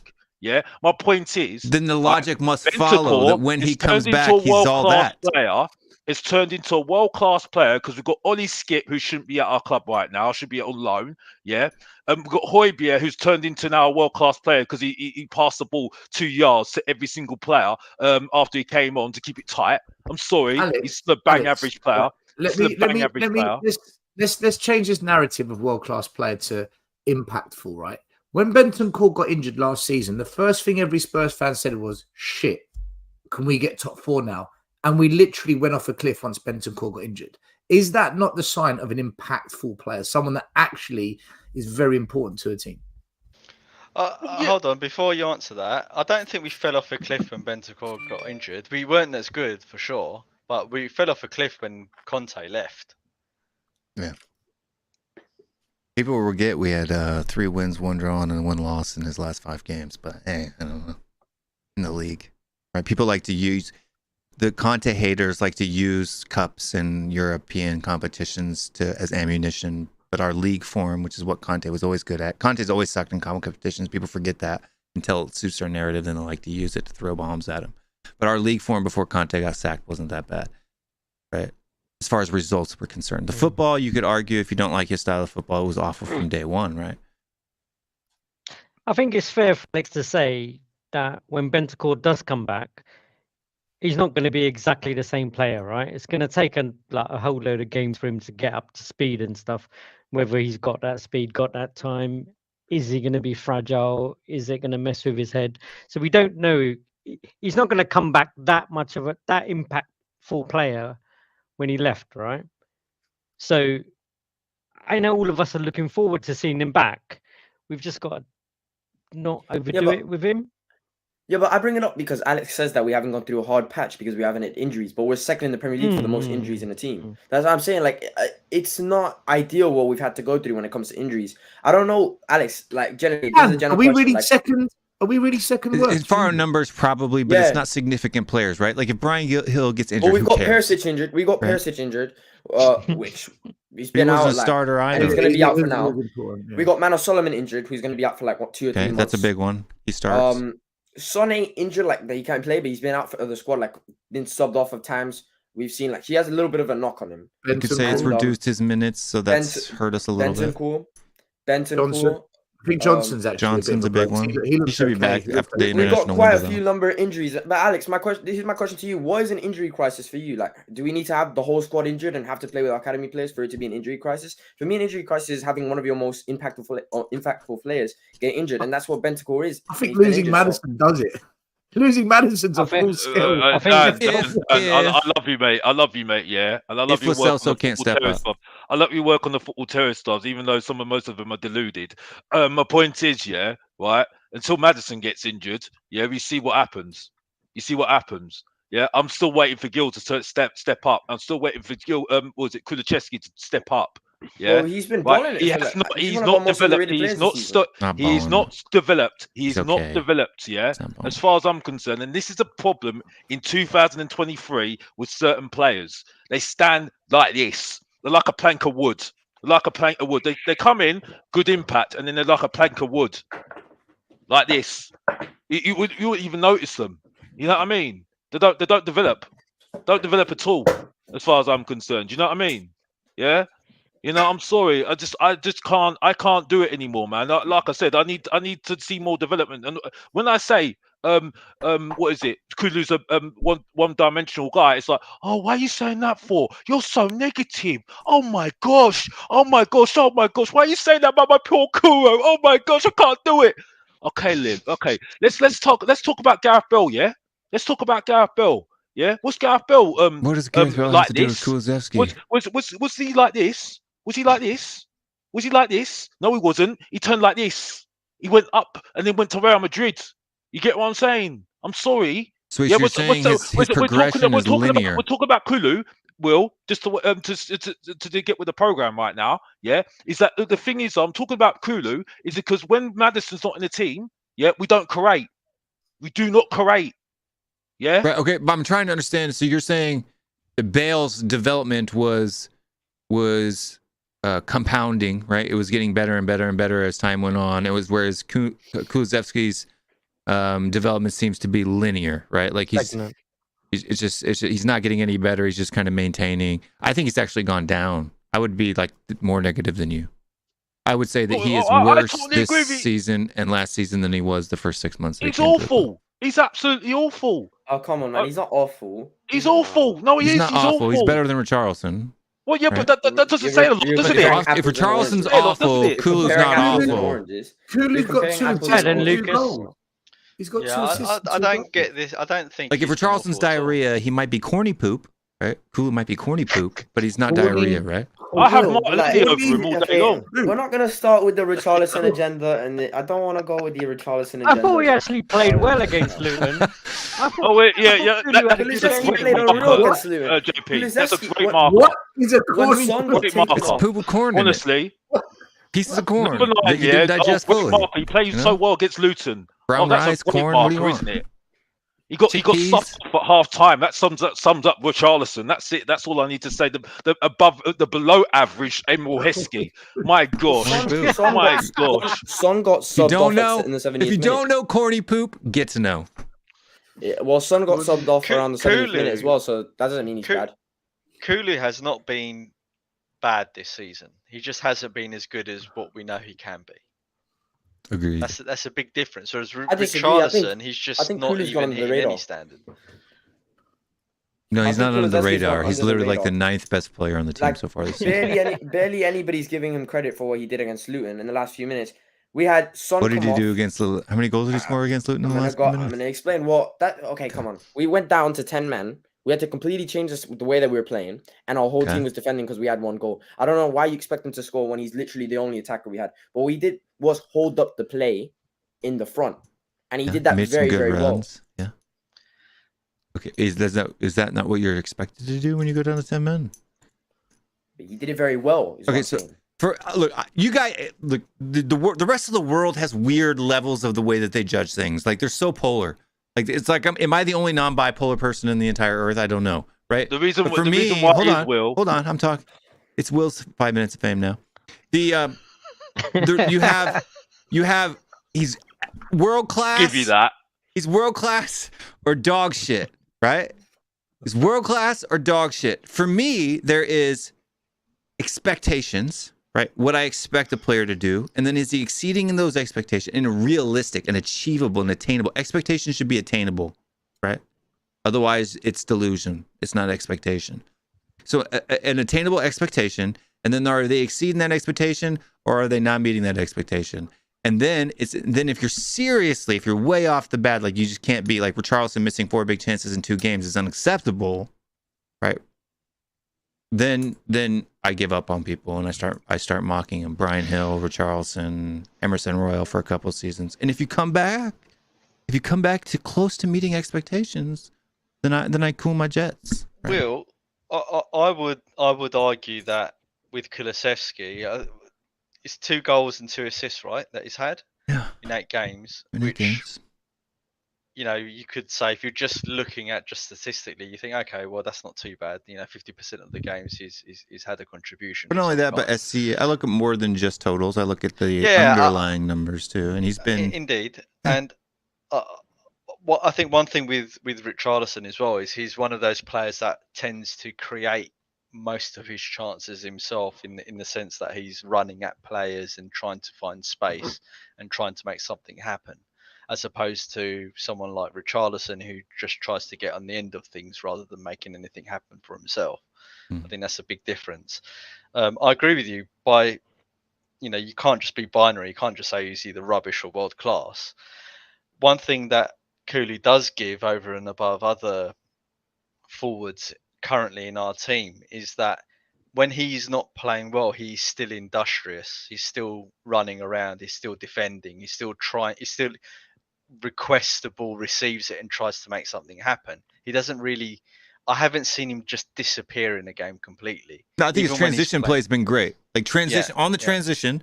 So in the ball, when the ball goes into Sarr, and then that ball from Sarr is played into him taking that ball and bringing it into the attacking third, that part of his game, I think it's been exceptional, right? Yeah. That's great. But for me, there's like 5 fingers he has to do. And the one that he isn't doing is once he's made it into that final third, making a quick decision and if he's not going to take the shot himself, he needs to find somebody else who can. Agreed. And he's holding it way too long. Okay, agreed, so that means he's not a great player. So I agree with that. We're agreed on that. So I think where he's below his standard is in the first 6 months. That was what he was really good at, and that's where he won us a lot of games, 100%. and got us in the. And by his standard, he's fallen well short of that. However, I don't think that just makes him a bad player or an overrated player. I think he's been average this season. Bad. Yeah, he's bad by his own standards. Well, for me, it's the same thing with Son. Like everybody said, the Son agenda. For me, it's like I have 5 fingers. There's 5 things that I rate players on particular aspects of their game, right? And if they don't meet it, like put a finger down. Like everybody, you like those, don't you? On the TikTokers, you're a TikToker, right, Dan? Your generation disease, the Danny guys, TikTokers. Put a finger down. So you put a finger down. Is Kulu making smart decisions? No, right? Is Kulu transitioning the ball and well, yes. Is he taking on a man? Yes. Is he taking enough shots? No, right? So then, how many fingers are left? He does take enough shots. He does take enough shots. All right, we're just waffling here. We're absolutely. But no, what I'm saying is like, so if a player has 2 out of the 5 fingers down, he's been 3. He's been okay. He's been good. We're waffling. Right? We're waffling because the standards and finishing last year was bad. Everything else in his game was fine. We're waffling here. He was good. We're waffling here, though. We're waffling here because the thing is, though, I don't have any waffles. What was the standard in 90s? What was the standard? We're not in the. What was the standard with the player in the 90s? But we're not in the. Sorry, we're top of the what was the standard? Every single time Alex, how old are you, man? Every single player in the 90s, right? How old are you, in Alex? the 2000s, yeah, you see a player. They start a season, right, and then the season that they get better. The next season that they get better. They don't make excuses about systems. Alex, who is the lead singer of New Kids on the Block? Yeah, but I'm not making the point though. No, who is the lead singer of New Kids on the Block? Name me a player. Name me a player in the 90s. Name me a player in the 90s. Who was the lead singer of the New Kids on the Block? Aaron Anderson. Okay, no, that's not a good example. Give me another one. That doesn't fit. This guy. Don't tell me about the 90s when you don't even know who the lead singer of New Kids on the Block is, man. Joey. Give me a player. I'll give you Dennis one. Wise. Dennis Wise. Another one. Dennis Wise. Yeah. That's like them cartridge. Oh, you want a Spurs player? Well, Dennis Wise. He wouldn't make the excuse. He wouldn't make the excuse. The test he wouldn't make the excuse. He wouldn't make the excuse. What, Vinny? I've never seen someone so mad to be he wouldn't make the excuse. Name. I've never seen someone so mad to be top of the table. Dennis Wise got size 5 feet. Don't tell me how I know that. Listen to the master. Listen to the master while I'm speaking. Yeah, that's what you need to do. Listen to the master. Yeah, right. And teach you some lessons right now. Yeah, right. Okay, right. The point is, yeah, right. I'm sorry, Kulu. Right, is the problem is with Kulu? He's too relaxed. I don't need to interrupt. Let me do this real quick. How the Relax. hell can you He's live run in the Miami and be most. wearing a Houston jersey right now? How in the world, Dan? Are you Dan, talking to me? THFC, how in the world can you live in Miami and be wearing a Houston jersey right now, bro? Well, Not he only lives you're a in- traitor to your nation, but you're a traitor to your city too? Come on, bro. I just Guys, like Russell listen. Westbrook. I'm gonna look. Dan's a fraud. We know he's a fraud, right? We've been saying. Oh my god, here we go again, bro. It's a good color, right, Dan? What? no, jersey? you're a It's good got guy. red in it. Sorry, go JP. ahead with Wash you. your mouth out. Dan, you're a good guy, but you're a fraud. You are a fraud. Listen, Okay, bro. I'm gonna get you something. I'm gonna bring something right now. I'm gonna bring it back. I don't know if you ever known what it is. I don't know if you've ever seen it. It's called the bottle shampoo. It's this thing you put on your hair, right? And it cleans it. Yeah, we all take baths, Dan. What's your point? Man, you know what it is. You I You could think literally bald be people talking- don't use shampoo, Dan? I could say anything. I could say anything. I could go. The Dan, sky is blue, and then somebody will call me a fraud. listen, I don't know about you guys, but I shampoo and condition my ball hair. Keeps it nice and soft and fluffy. Your bald hair. How do you have bald it was a hair? matter of time before we Ball, got to penis. BALL, ball hair. Oh, Dan, gosh. Dan, you live in Miami. You're living in Miami. No. You support a team based in Texas, right? Your I don't heritage support is- the Houston you're- Rockets. okay. You're Okay. wearing their shirt. I wouldn't wear a Man United top as a Spurs fan. That's the point we're Well, making, right? but I don't really You- support a you- No, basketball. but I'm sorry, but the You- Miami Heat and the Rockets is almost as bad as Tottenham and Arsenal, and he's wearing an Arsenal shirt on his first street. No, they're not. I get How it. are they I get rivals? it. You are also half, was it Latino, half American, and your allegiance is with England. Okay, you've turned your back on your country, and what makes it worse is once in a while you've got this really dodgy Cockney accent, which just so. But please tell me about shampoo. I'm all ears, man. I'm all Hey, ears. mate, come on. I don't support Houston Rockets. It's on your jersey. Look. I could wear a Real Madrid kit. Doesn't mean I support Real Madrid So why would you wear it? because I like this jersey. I wear bro. You can wear other teams, and I don't even support a basketball team. So that's the other thing. I don't really watch basketball like that. I just like Russell Westbrook. Right, we've got a super chat here from Craig Chicken on Basketball Fenner. What a name that is, my God. A goal contribution every other game, not too shabby. He's talking about Kulusevski. One thing I do want to get onto before this show completely deteriorates is today there's some important news. The replacement to Paratici has been announced. Tottenham appoint Aston Villa's Johan Lange as the technical director. Tottenham Hotspur have announced the appointment of Jonathan Lange as the new technical director. Paratici resigned from his Tottenham role, so he is the replacement. This was due to, talk about Paratici. Tottenham said a statement confirming Lange's appointment. We were delighted to announce that Johan Lange has been appointed technical director. This begins on the 1st of November 2023. Lange had the responsibility for recruitment, analytics, and talent ID across the senior and academy team. This is a big role in the club. In fact, it's probably the most important role in the club because this is what Paratici and Paul Mitchell did for us. The Premier League side's new football chief, Scott Munn, added, Jonathan has demonstrated an excellent track record of scouting and signing many talented and successful youth and senior players. He's a welcome addition to strengthen our football operations. And then Aston Villa confirmed that he's leaving as well. Now, off the back of this, I had a quick look. What did he do at Aston Villa this year? Well, Moussa Diaby, Pau Torres, Nicolo Zaniolo, and Yuri Tielemans were all signed. I think we'd take all four of them, unless anyone disagrees. However, he did bring back Clement Longley to the Premier League, which is freaking alarming. But I think Diaby's a top player. Pau Torres as a centre-back cover is a good player. Zaniolo, I think we kind of wanted him, but he's on loan. Yuri Tielemans, I think he's good cover for any injured players.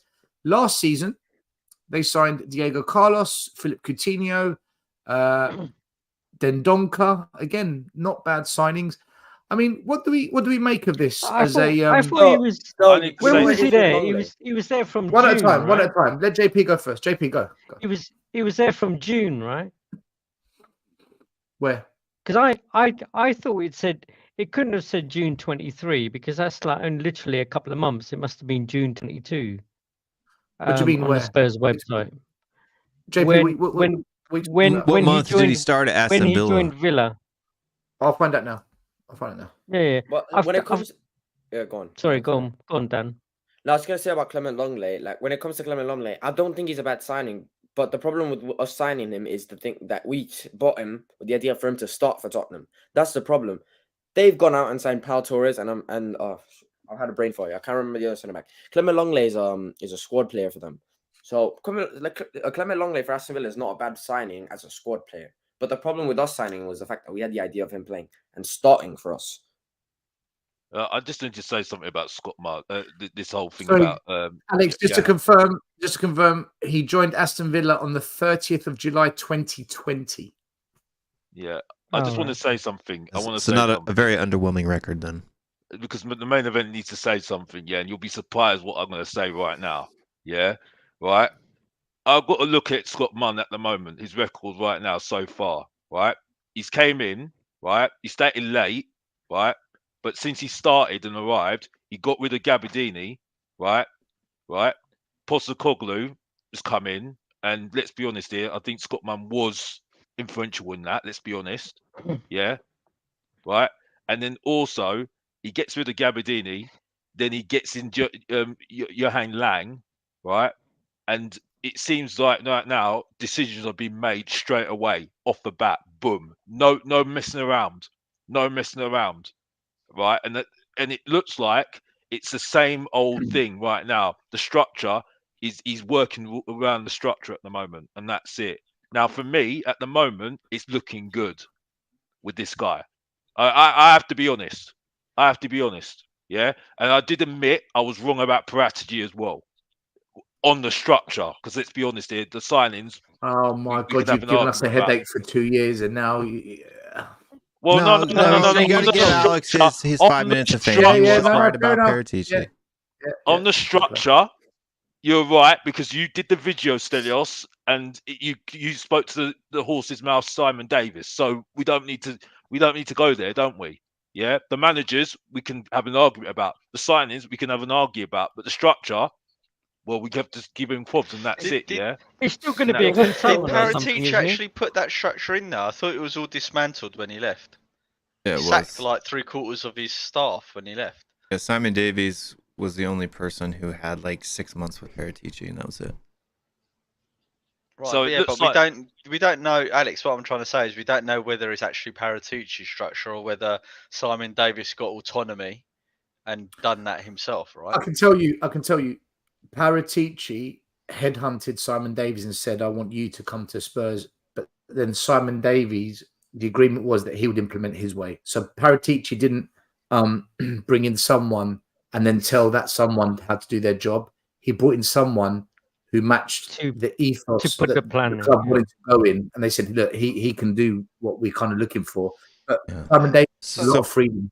He's got a lot of freedom. So Paratici gets 20% good job and 80% you suck. So yeah. Well, we have to admit you heard from the horse's mouth. I mean, I don't know. I don't understand how there could be so much hate for Paratici when he signed so many good players. And I understand there's some misses, but as a director of football, Richarlison was great. Misses. All right, here we go. Brian Hill. Here we go. All right, Dan, we're not going to have this argument. Brian Hill, Emerson, Richarlison, Galini. Upkeep time with people. Pau Torres is better cover than anything we've got at our club in centre back. I'm not having that. Well, no. Still, no.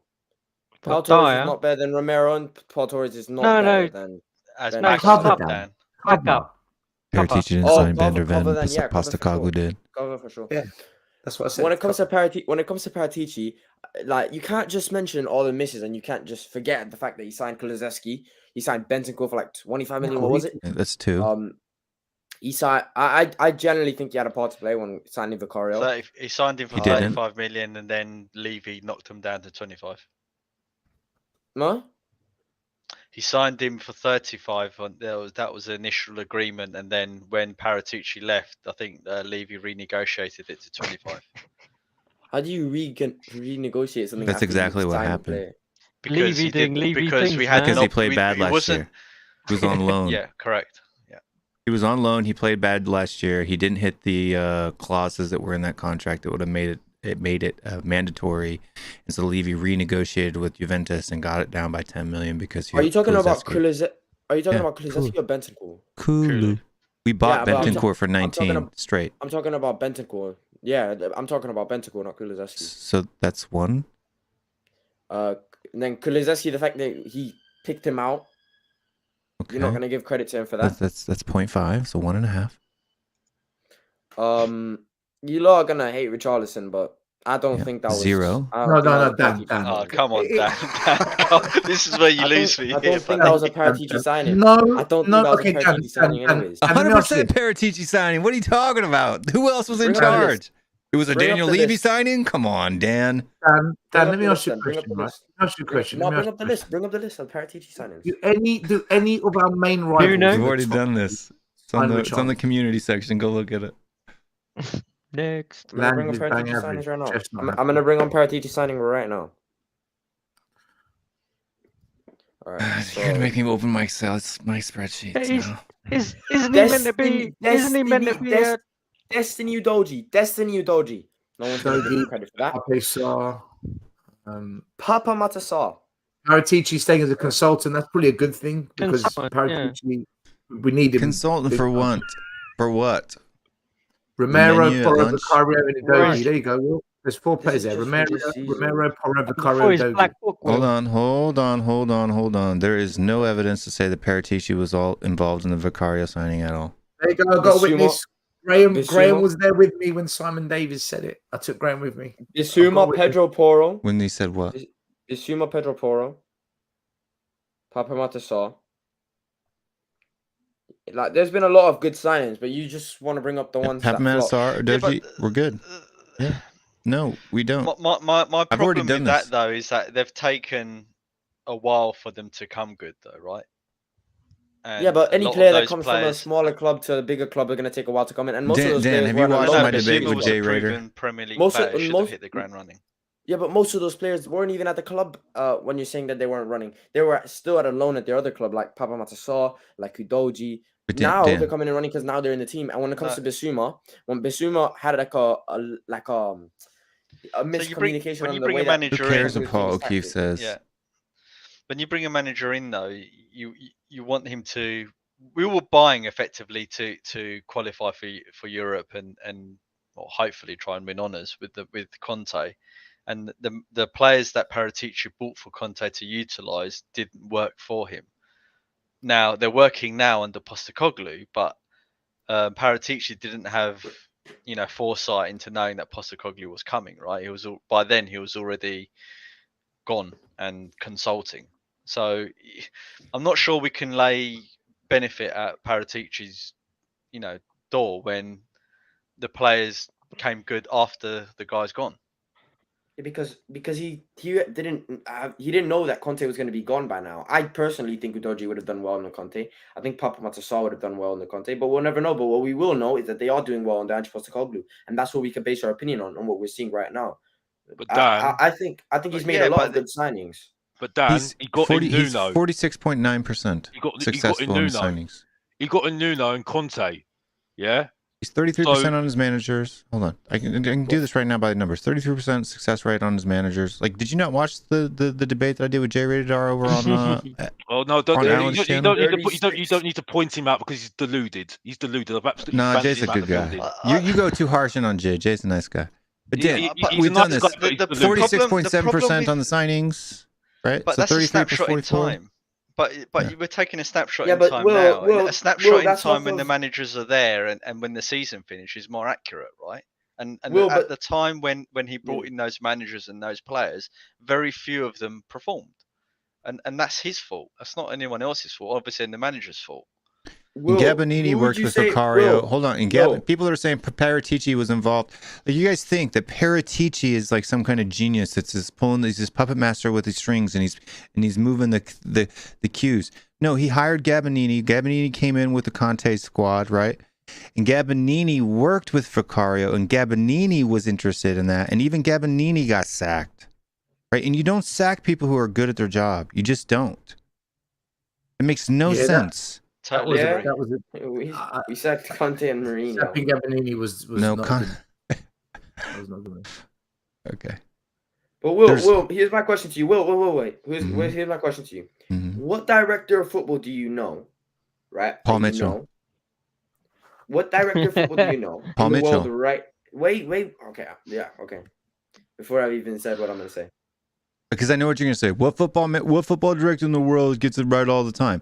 None. But what director of football or a technical director, which is the exact same title that Paul Mitchell had, gets it right most of the time? Paul Mitchell. What's his percentage then? Like 80%.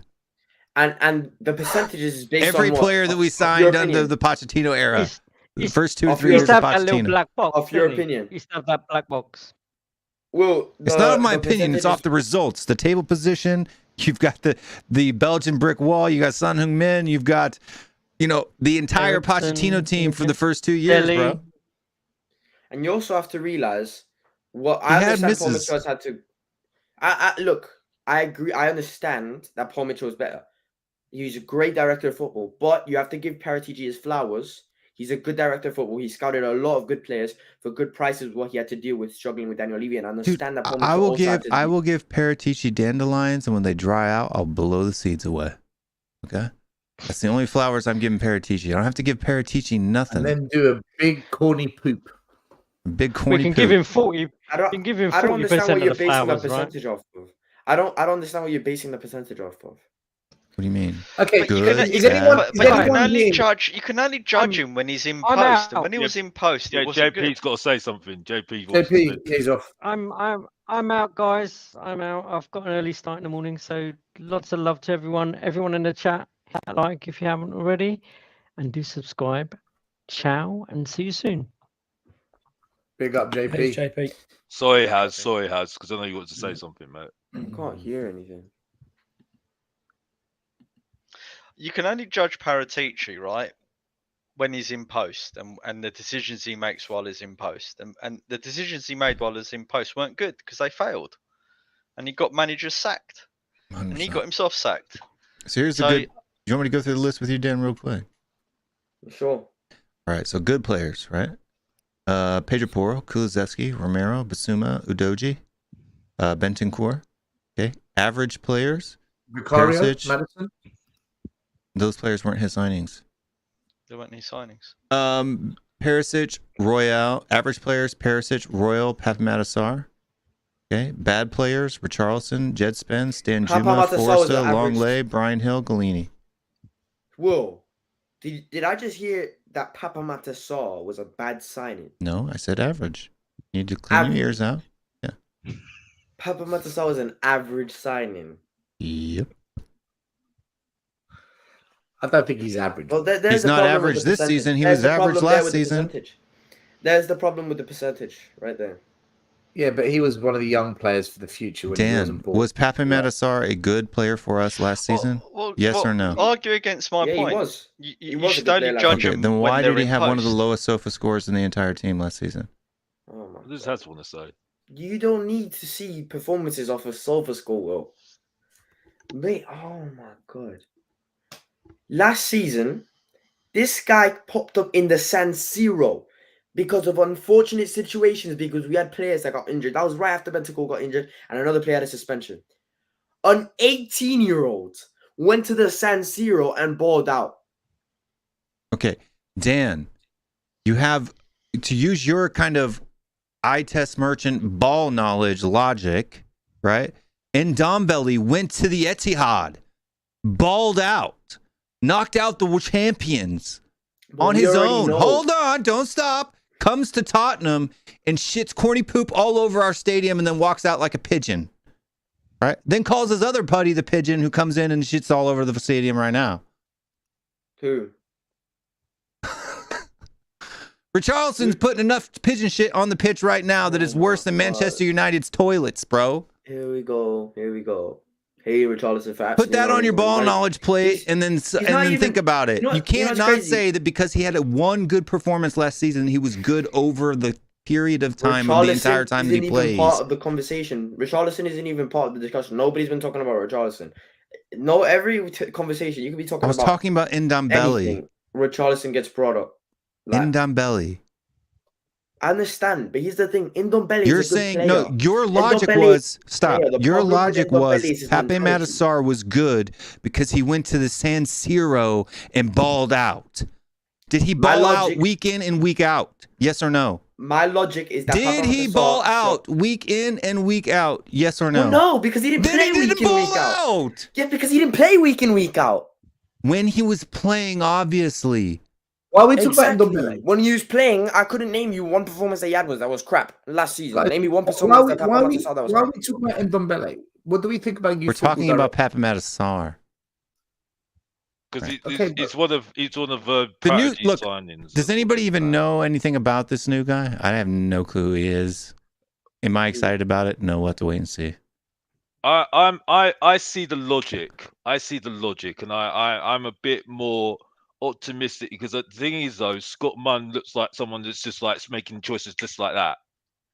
Yeah, and it seems to be logical to what the Tottenham hierarchy are doing. The problem I have at the moment with Tottenham is long term.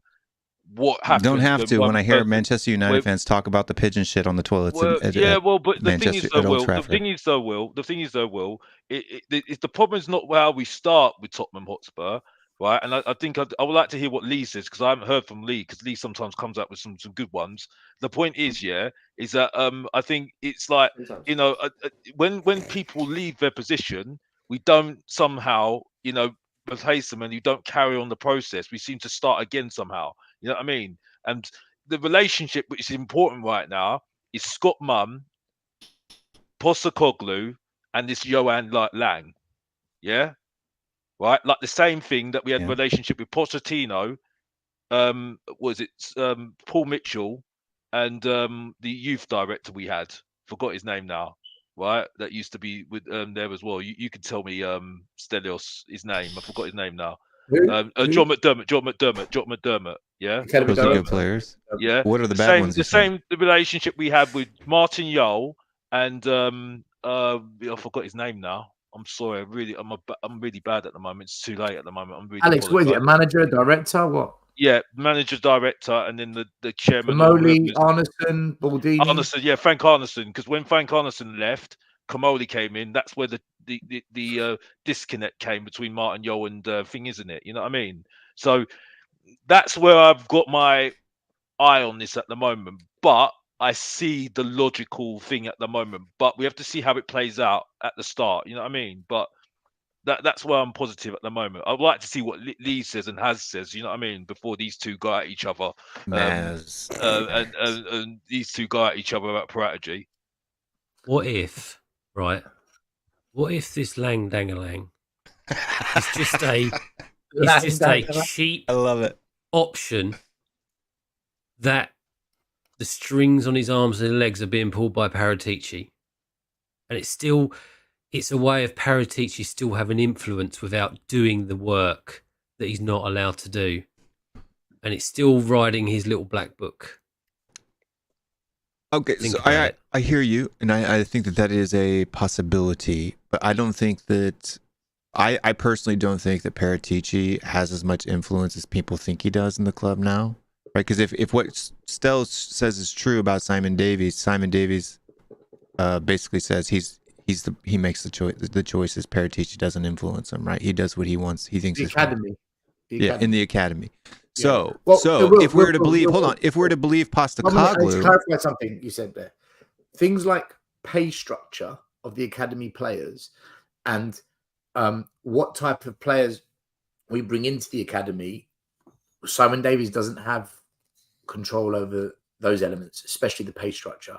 He has control, yes, with some recruitment.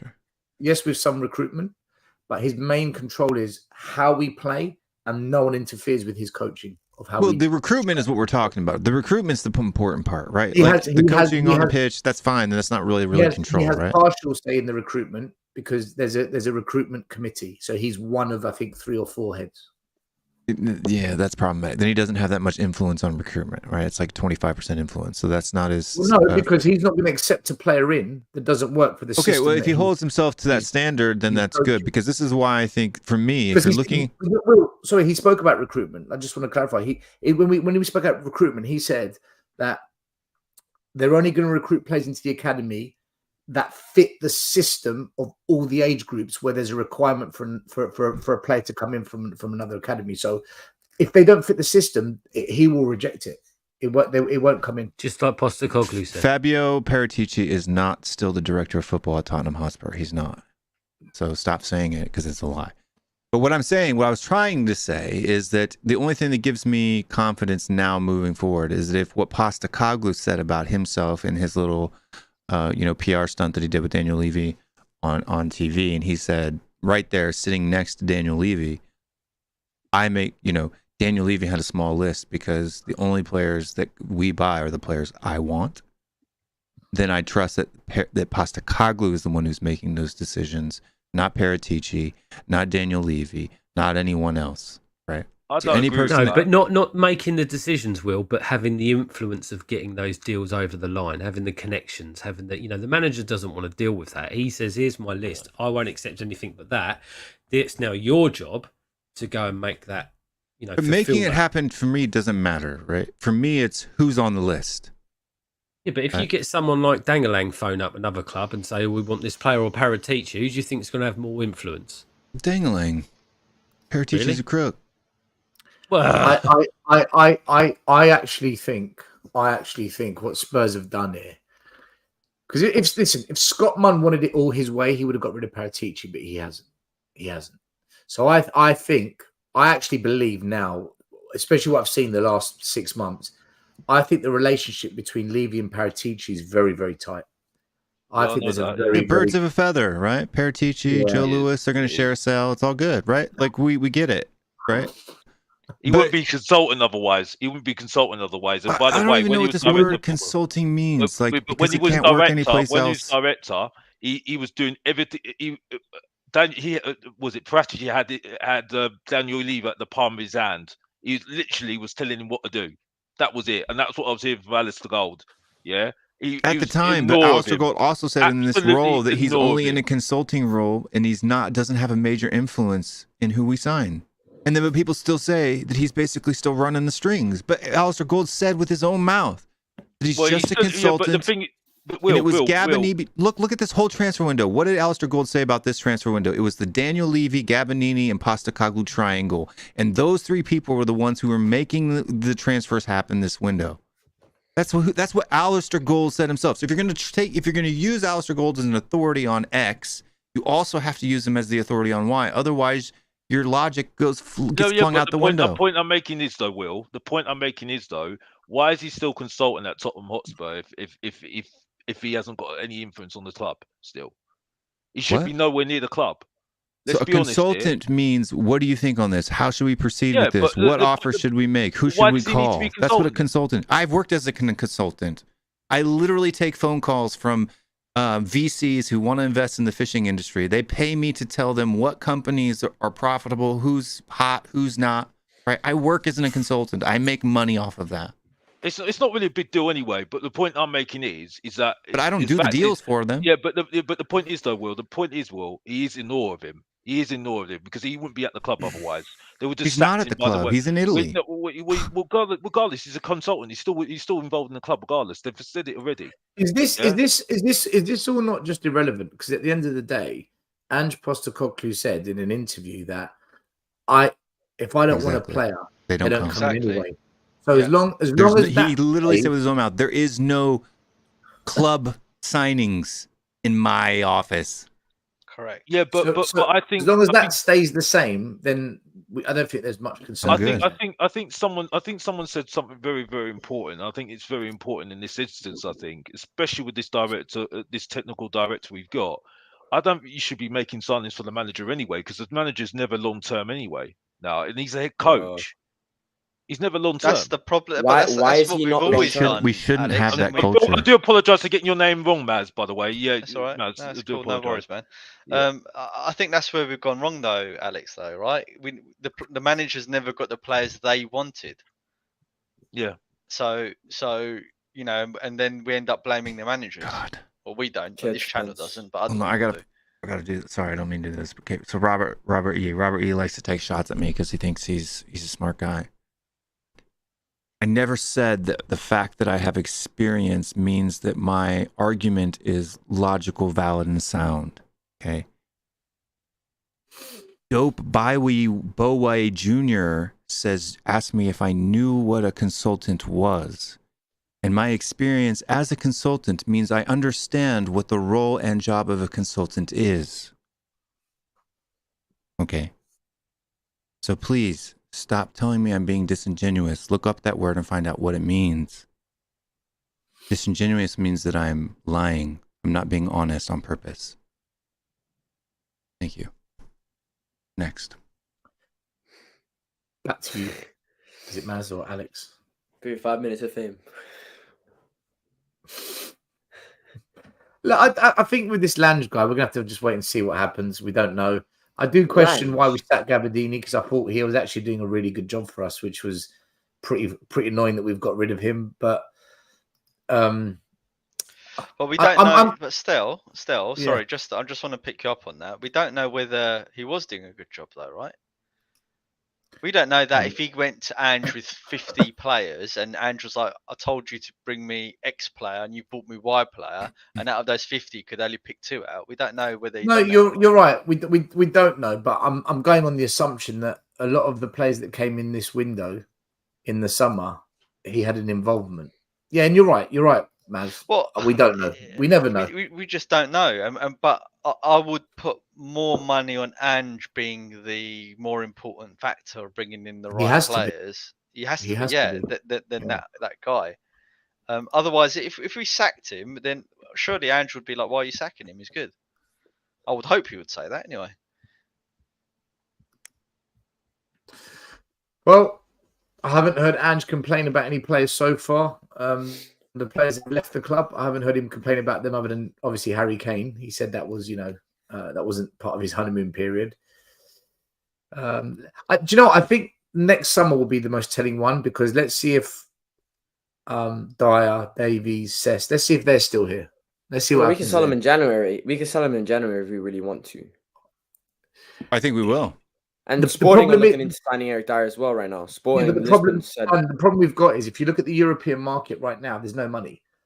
So it's whether we're going to lower our price and take a few hits, because if we're going to want roughly what we paid for these players, no one in Europe has got the money for it. The only clubs that have got money. What our price is. What's our price for Eric Dyer right now? Because if it's anything over, I'll take a Happy Meal for him. Yeah. Man. I don't even know why we're making a big deal. I don't even know why we're talking about Harry Dyer anyway, because he's not getting into the team anyway. And if he does get into the team, there's a problem there, because, like I said, you got Ashley Phillips, you got Ashley Phillips, the future, as far as I'm concerned. His contract ends, doesn't it? Yes, exactly. So it doesn't matter, doesn't it? Yeah, the problem with Tottenham at the moment. Ben Davies, Alex, Sessegnon, Emerson Royale. He's not dog. I'm fine giving Emerson Royale some extra time. Hugo Lloris is still here. Hugo's leaving in Jan. The whole list, I would give Emerson Royale some time. But the problem we have at the moment, yeah, right, is that we keep on saying we need to keep the 11 fit, right? For me, you're not going to develop and be a good team if you're going to keep on saying that, right? Because for me, your subs need to push the team, right? Now, for me, this is an opportunity for the youngsters to come through and to do something at the moment, to push the team even further, right? This is why I had the problem when we put the subs on what we put on against Liverpool, yeah? And that's it, right? Also, I have a problem with the fact that now we're talking about top 4 again, or top 5. Yeah, for me, I don't care whether we get top 5 anymore, because for me, it's irrelevant. It's absolutely irrelevant. It's either you win the league or you just get a position. That's it. I don't care anymore. Well, first right now.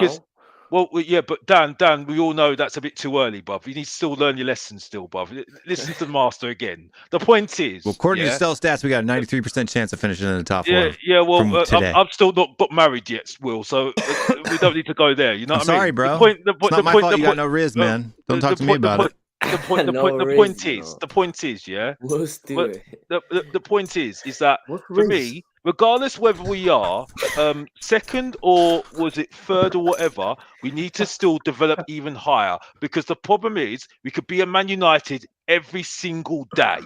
Yeah, because we still know who we don't want in our club still, and we still know what the issue is still at the top. Yeah, because that problem hasn't gone away yet. Like I said before.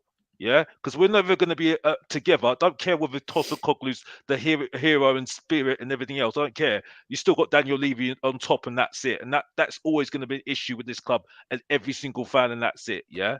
So I don't care. Yeah. So the point I'm making is that yes, we could do well this season. Yeah. And when we're in March and we're still like second, yeah, we are in the title race then. We are in the title race. Yeah. And there is no like saying, oh, it's too early. Oh, no, well, you're in the title race at March. Yeah. So we have bottled it if we haven't won it, if we're in the title race in March. Yeah. Because that's facts. That's not really how it works. No, that's facts. No, that's facts. Because if Arsenal were doing the same thing last season. No, because Arsenal were first. Arsenal were first. Dan again, listen to the master while the master talks. The point is, yeah, if we're still first in March, I don't want to hear any Tottenham fans saying to me, oh, well, it doesn't matter because it's our first season. We bottled it. If we're first in March. Yeah, in March. No, yeah, wait, Alex, you said second. You said second. If we're second or whatever. We're in the title race. Here. Yeah. Hold on. I don't want to hear this rubbish. 1 minute. There needs to be a caveat here. I agree with you. If we are in the position you say in March, there can be no excuses. I agree with you. However, what I will say is this. If we are in the position in January and we do not back Ange because an opportunity has presented itself, just like when Harry Redknapp had an opportunity, we were in a really good position and he asked for 2 good players and we went and bought 2 donkeys. If we're in that position again, the same thing happened with Conte and it happened with Poch. If we're in a good position in January and this board does not change its ways and back this manager and say, do you know what? We can smell a potential title. We can smell it. Let's give it a go. If they don't do that, then what you said doesn't hold. Yeah, I agree. It's not that we haven't bottled it. It's that Levy has done a Levy. Yeah. Well, this is the problem. This is the problem I have as well. Yeah. If we're in January and we're still top, right? You don't know whether you got the next opportunity to win the title again, don't you? You don't know. Look, for me, my metric for bottling it is after January, after the January window closes, the team that is at the top of the table for the longest and doesn't win the league is the one who bottled it. Yeah. And Arsenal's done that 4 times. That's why they're the greatest bottlers of all time. And not to mention they bottled top 4 the season before, when they were top 4, like for the longest period. You can bottle top 4, but what are you bottling then, right? You're just but you know what, though, guys? Do you know what? The reality is, if Spurs are top of the league in March, no matter what the circumstances, if we don't go on and win it, they're all going to call us bottle jobs. 100%. It's easy. It's easy, like cannon fodder. They'll hit us with it no matter what. Yeah, a tough league with City getting the lowest points total they've had in almost 5 years. Good job. Let's be honest here. Let's be honest here. Yeah, we bottled it with Chelsea. Yeah, we're under Poch. No, we didn't. We never top of the league. We bottled it when Leicester City. We were never top of the league, Alex. Well, it doesn't matter. Yes, it does. To bottle something, you must have it in your hands. Doesn't matter. It does matter. Still won it. Should have won it. Yeah. But we were never. How can you win something you never had? We're never top of the league. So all I'm saying is, right, and I'm stick by what I say, right, because I bottled becoming a millionaire. I'm going to be harsh today. I don't really care, right. The fact is, is that if we're in March and we still at top of the table, right, I don't want to hear this saying, oh well, it's the first season, whatever, blah blah blah blah blah. This guy's won championship, so he knows what to do. It depends what we do in January. Wait, who won championships? It depends what we do in January. Post-Kane won lots of championships. Every club he's been to. Yeah. That's what he's saying. And he does it quick too. Listen, people. Not every club in his early part of the career he struggled, but I mean, what guy in his 20s doesn't, right, Alex? We're gonna wrap it up. We've been going for almost 3 hours. Listen, there's been so much to talk about. We're gonna struggle next week with no Premier League football. We're gonna have to come up with something to talk about. Still, I've never seen so much negativity being top of the Premier League. I'm gonna be honest with you. I'm not being negative. I'm the positive guy here tonight. I thought there was gonna be happy clapper on the stream. I thought there was gonna be confetti in the air, bro. All right. Okay. So, now, it is the 9th of October. There's about 220 days of football to be played. We are not even a quarter of the way through the season. Why would we throw confetti? We're almost a and quarter. celebrate? We're almost. This a is what quarter of the Arsenal way. did. This is Arsenal did this last season, and we tore them apart. We ripped them a new one. They bottled Like- it though. They bottled it though. Right. That's So why we let's ripped them apart. let's see what happens to us. Look, I don't think we're being negative, but I don't think we're being optimistic. I think we're just being realistic with our conversation. We're just trying to break it down like a bit of a reality check. Could we do any better than what we're doing now? No, we're first. I think we've got the third highest goals scored. I think we've got the third best defense. We're doing great. Like there's no doubt about it. Everyone says it, but it is only 8 games, though, isn't it? We've been here before. Look at those 8 games. We were top of the league. Look at those 8 games. In those 8 games, I've heard rivals a lot talking about how we played Luton, how we played Sheffield United. We played our 2 hardest fixtures in those 8 games being Liverpool. That's always been a cursed fixture for us. And Arsenal away, which we always lose. We're still top of the league. And people are still talking about how we're going to still top of the league and still undefeated.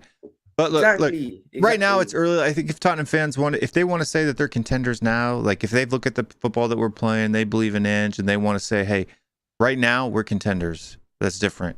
Now, if I ever see Dan go on the terrace and be like, right, when we're on 38 points, and be like, you ain't catching us. Come outside, Arsenal fans. Where are you? I'm going to be like, Dan, well, you need to slow your roll, man, right? You're getting ahead of yourself for 38 points. There's a whole lot of the season left, right? You don't need to be calling Arsenal fans outside, right?